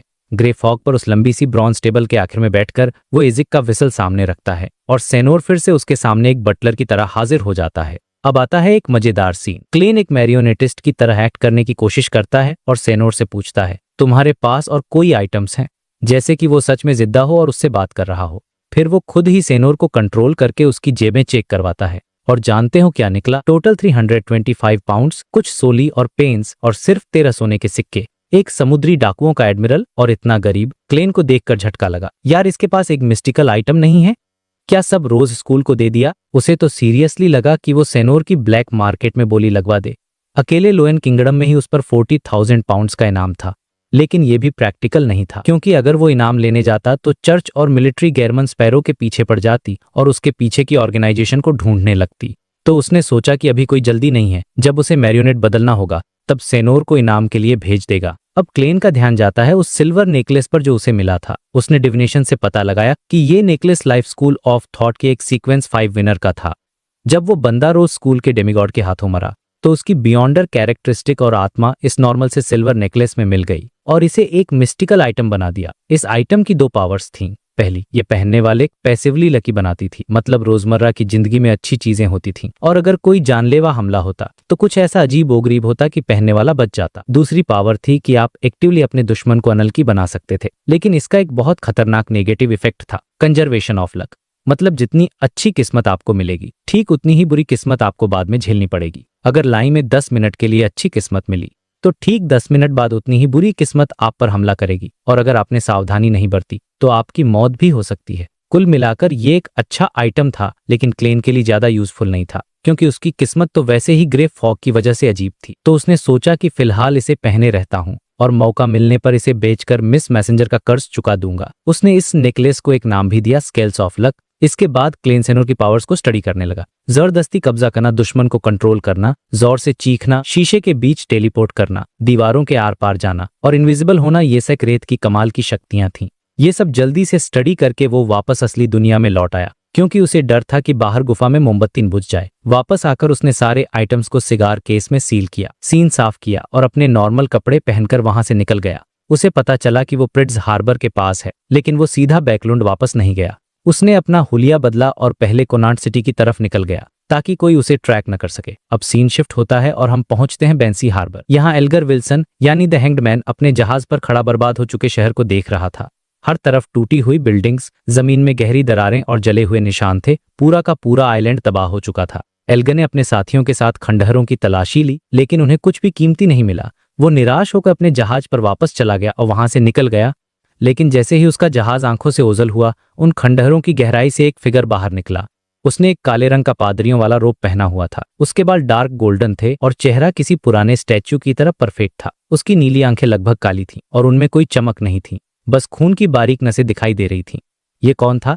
ये चैप्टर यहीं पर एक बड़े सस्पेंस के साथ खत्म हो जाता है। तो भाई, ये चैप्टर शुरू होता है क्लेन के एक नए डेस्टिनेशन से। वो देसी काउंटी के कोनाट सिटी में है और एक घर के दरवाजे पर खड़ा है जिसका एड्रेस है 67 रेड इंडस्ट्री स्ट्रीट। और हाँ, उसने अपना चेहरा बदला हुआ है ताकि कोई उसे पहचान न पाए। ये तो उसका स्टैंडर्ड प्रोसीजर है। वो डोरबेल बजाता है और कुछ ही देर में एक मेड दरवाजा खोलती है। क्लेन बड़े ही शांत तरीके से कहता है कि वो मैम नीलू से मिलने आया है और वो उनके फादर डेवी रेमंड का दोस्त है। अब आपको याद दिला दूं, डेवी रेमंड वही नाइटमेयर था जिसे क्लेन ने क्रिपिंग हंगर से आजाद किया था। वो नाइटहॉक्स का एक रेड ग्लव था और मरने से पहले उसकी आखिरी इच्छा ये थी कि क्लेन उसकी बेटी नीलू का ध्यान रखे। डेवी को इस बात का बहुत अफसोस था कि वो अपनी बेटी को टाइम नहीं दे पाया और उसकी माँ के बाद एक तरह से उसने अपना बाप भी खो दिया था। क्लेन ने उससे वादा किया था कि वो नीलू से जरूर मिलेगा, तो क्लेन ने पहले से ही नीलू के बारे में थोड़ी बहुत जानकारी निकाल ली थी। उसे पता था कि नीलू ने ग्रामर स्कूल से ग्रेजुएशन करने के बाद church of the Evernight goddess के एक फाउंडेशन में काम करना शुरू कर दिया था, जहां उसे वीकली 2 पाउंड 10 सोली की सैलरी मिलती थी, जो उस टाइम पर काफी अच्छी मानी जाती थी। और तो और उसे अपने बिजनेसमैन फादर से एक बड़ी विरासत भी मिली थी, जिसकी वजह से वो ज्यादातर मिडिल क्लास लोगों से ज्यादा अमीर थी। अब सोचने वाली बात यह है कि इतनी अमीर लड़कियां शादी करने में काफी सोच विचार करती हैं, लेकिन नीलू ने सिर्फ 1 साल के अंदर ही एक सिविल सर्वेंट से शादी कर ली थी। क्योंकि दोनों ही एवरनाइट गॉडेस के भक्त थे, इसलिए नीलू ने अपना सरनेम नहीं बदला और वो अपने पुराने घर में ही रहती थी। ये छोटी छोटी डिटेल्स दिखाती हैं कि सिचुएशन में कुछ तो अलग था जो नॉर्मल नहीं लग रहा था। खैर, वापस प्रेजेंट में आते हैं। मेड अंदर जाकर अपनी मालकिन को बुलाती है और फिर नीलू खुद दरवाजे पर आती है। वो काफी सुंदर थी, ब्लैक हेयर, ब्लू आईज, और उसका चेहरा उसके फादर डेवी से काफी मिलता जुलता था। उसने बहुत ही पोलाइटली लेकिन सावधानी से पूछा, आप मेरे फादर को कब से जानते हैं? मतलब वो क्लेन पर पूरी तरह से भरोसा नहीं कर रही थी, जो कि नेचुरल भी है। क्लेन अपनी हैट उतारकर स्माइल करता और कहता है, मैं उन्हें समुंदर में मिला था, कई साल हो गए। नीलू उसे शक की नजरों से देखती है, कहती है, शायद आपको पता नहीं, लेकिन उनकी डेथ हो चुकी है। इस पर क्लेन एक गहरी सांस लेता है और कहता है, हाँ मुझे पता है, मैं उसी हादसे के दौरान उनसे मिला था। उसने बताया कि डेवी ने कुछ बातें कही थीं जिन पर उसने तब ध्यान नहीं दिया, लेकिन अब उसे लगता है कि ये बातें नीलू को बतानी जरूरी हैं। अब नीलू थोड़ा सोच में पड़ जाती है और फिर वो क्लेन को अंदर आने के लिए इनवाइट करती है। उसने ये भी पूछा कि क्या उसका हस्बैंड ये बातें सुन सकता है, जिस पर क्लेन कहता है कि ये पूरी तरह से उसका डिसीजन है। तो नीलू क्लेन को स्टडी में ले जाती है, जहां उसका हस्बैंड, जो एक टिपिकल जेंटलमैन सिविल सर्वेंट लग रहा था, न्यूज़पेपर पढ़ रहा होता है। वो भी उनके साथ बैठ जाता है। अब असली बातचीत शुरू होती है। क्लेन सोफे पर बैठे कपल को देखता है और कहना शुरू करता है, मिस्टर डेवी रेमंड ने अपनी लाइफ में एक के बाद एक कई त्रासदियां झेली, पत्नी, पिता, भाई बहन, सबको खो दिया। नीलू का चेहरा बिल्कुल एक्सप्रेशनलेस था। वो बस कहती है, मुझे पता है। यार, उसका रिएक्शन इतना ठंडा था कि एक पल के लिए मुझे भी अजीब लगा। क्लेन आगे कहता है, वो बाहर से एक बिजनेसमैन लगते थे, लेकिन असल में वो उन कातिलों को ढूंढ रहे थे जिनकी वजह से ये सब हुआ था। नीलू का जवाब फिर से वही था, मुझे पता है। क्लेन उसकी तरफ देखता और कहता है, वो इस काम में इतने डूब गए थे कि उन्हें इस बात का बहुत अफसोस था कि वो आपके साथ टाइम नहीं बिता पाए, जिसकी वजह से अपनी माँ के साथ साथ अपने पिता को भी खो दिया। इस बार नीलू एक सेकंड के लिए चुप हो जाती है और फिर तेजी से कहती है, मुझे पता है। उसकी आवाज में हल्का सा बदलाव था, जैसे वो अपने इमोशंस को कंट्रोल कर रही हो। क्लेन फिर कहता है, उनकी सबसे बड़ी इच्छा थी कि वो आपको गॉडेस के सामने शादी के बंधन में बनते हुए देखें, आपका अपना परिवार हो, आप अकेली न रहें। मुझे यकीन है कि वो अब जहां भी होंगे बहुत खुश होंगे। ये सुनकर नीलू की आंखें कहीं और देखने लगती हैं और वो कुछ सेकंड बाद धीरे से कहती है, मुझे पता है। उसकी आवाज में एक अजीब सा खालीपन था। क्लेन थोड़ा आगे झुकता है और कहता है, उन्होंने कहा था कि हो सकता है वो समुंदर में मर जाएं और वो चाहते थे कि मैं आपको बताऊं कि उनकी मौत एक एक्सीडेंट थी। पुराने सभी कातिलों को सजा मिल चुकी है, आपको किसी से नफरत करने की जरूरत नहीं है। और फिर क्लेन ने वो सबसे इंपॉर्टेंट बात कही, उन्होंने ये भी कहा कि वो आपसे बहुत प्यार करते थे और उन्हें बहुत अफसोस है। ये सुनने के बाद नीलू कई सेकंड तक चुप रहती है। वो बस अपनी पलकें झपकाती है, फिर अपना सर दूसरी तरफ घुमा लेती है और धीरे से कहती है, समझ गई। उसका एटीट्यूड समझना बहुत मुश्किल था। क्लेन उसे गहराई से देखता है और फिर खड़ा हो जाता है। मुझे जो मैसेज देना था वो मैंने दे दिया, अब मुझे चलना चाहिए। जैसे ही क्लेन स्टडी के दरवाजे तक पहुंचता है और दरवाजा खोलने ही वाला होता है, तभी पीछे से नीलू की गहरी और भारी आवाज आती है, वो क्या सोचते हैं, वो कैसे इंसान थे? भाई, ये सवाल है कि वो अंदर से कितना कुछ महसूस कर रही थी। क्लेन एक पल के लिए रुकता है, मुड़कर देखता है और एक हल्की सी स्माइल के साथ कहता है, गार्जियन। इसके बाद क्लेन वहां एक पल भी नहीं रुकता और घर से बाहर निकल जाता है। और जैसे ही वो बाहर निकलता है, उसे अंदर से किसी के धीरे धीरे दबी हुई आवाज में रोने की आवाज सुनाई देती है। फाइनली नीलू के इमोशंस बाहर आ गए थे। ये सीन बहुत ही पावरफुल और इमोशनल था यार। अपना वादा पूरा करने के बाद क्लेन सीधा church of the Evernight goddess जाता है। वो प्रेयर हॉल में बैठता है और कुछ देर शांति से प्रार्थना करने के बाद जब वो उठता है तो अपनी सीट पर एक कागज में लिपटी हुई चीज छोड़ जाता है। चर्च से बाहर निकलते ही वो अपनी उंगलियों से एक स्नैप करता है और उस कागज में अचानक आग लग जाती है। जब तक प्रिस्ट वहां पहुंचता है, आग बुझ चुकी होती है और वहां एक डार्क जेम जैसी चीज बची होती है। ये डेवी रेमंड की नाइटमेयर बियॉन्डर कैरेक्टरिस्टिक थी, जिसे क्लेन ने चुपचाप चर्च को लौटा दिया था ताकि ये किसी गलत हाथ में न पड़े। अगली सुबह क्लेन एक बिल्कुल नए अवतार में था। उसने एक लोकल ब्लैक मार्केट से एक नई आइडेंटिटी हासिल कर ली थी, ड्वेन डांटेस। वो अब एक 40s के करीब का मैच्योर एलिगेंट दिखने वाला आदमी था। वो बैक उन जाने वाली ट्रेन का इंतजार कर रहा था। उसके हाथ में एक सूटकेस था जिसमें लोएन सोल्जर फ्रंजियार एडवर्ड की राख थी, एक और वादा जिसे उसे पूरा करना था। और दूसरी तरफ बैकउंड में क्लेन के भाई बहन बेंसन और मेलिसा अपनी नॉर्मल लाइफ जी रहे थे। उनकी प्यारी सी नोक झोंक चल रही थी। बेंसन अपने काम और झड़तेबा मेलिसा उसे टीज कर रही थी। ये सीन एक रिमाइंडर था कि क्लेन ये सब किसके लिए कर रहा है। फाइनली ट्रेन बैकउंड पहुंचती है। क्लेन एक बार फिर कैपिटल ऑफ कैपिटल्स में कदम रखता है। शहर का स्मॉग पहले से काफी कम हो गया था। वो स्टेशन से निकलकर सीधा एक कब्रिस्तान वहां फ्रंजियार एडवर्ड की राख को उनकी जगह पर रख देता है। उस सोल्जर को बैकडुन छोड़े हुए 165 साल हो चुके थे।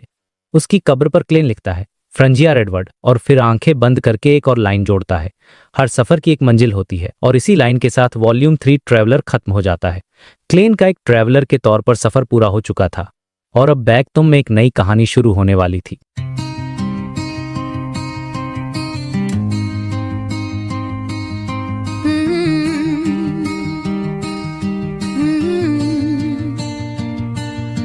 In a quiet room, the candle burns low, a page turns slow, the symbols flow, voices rise where none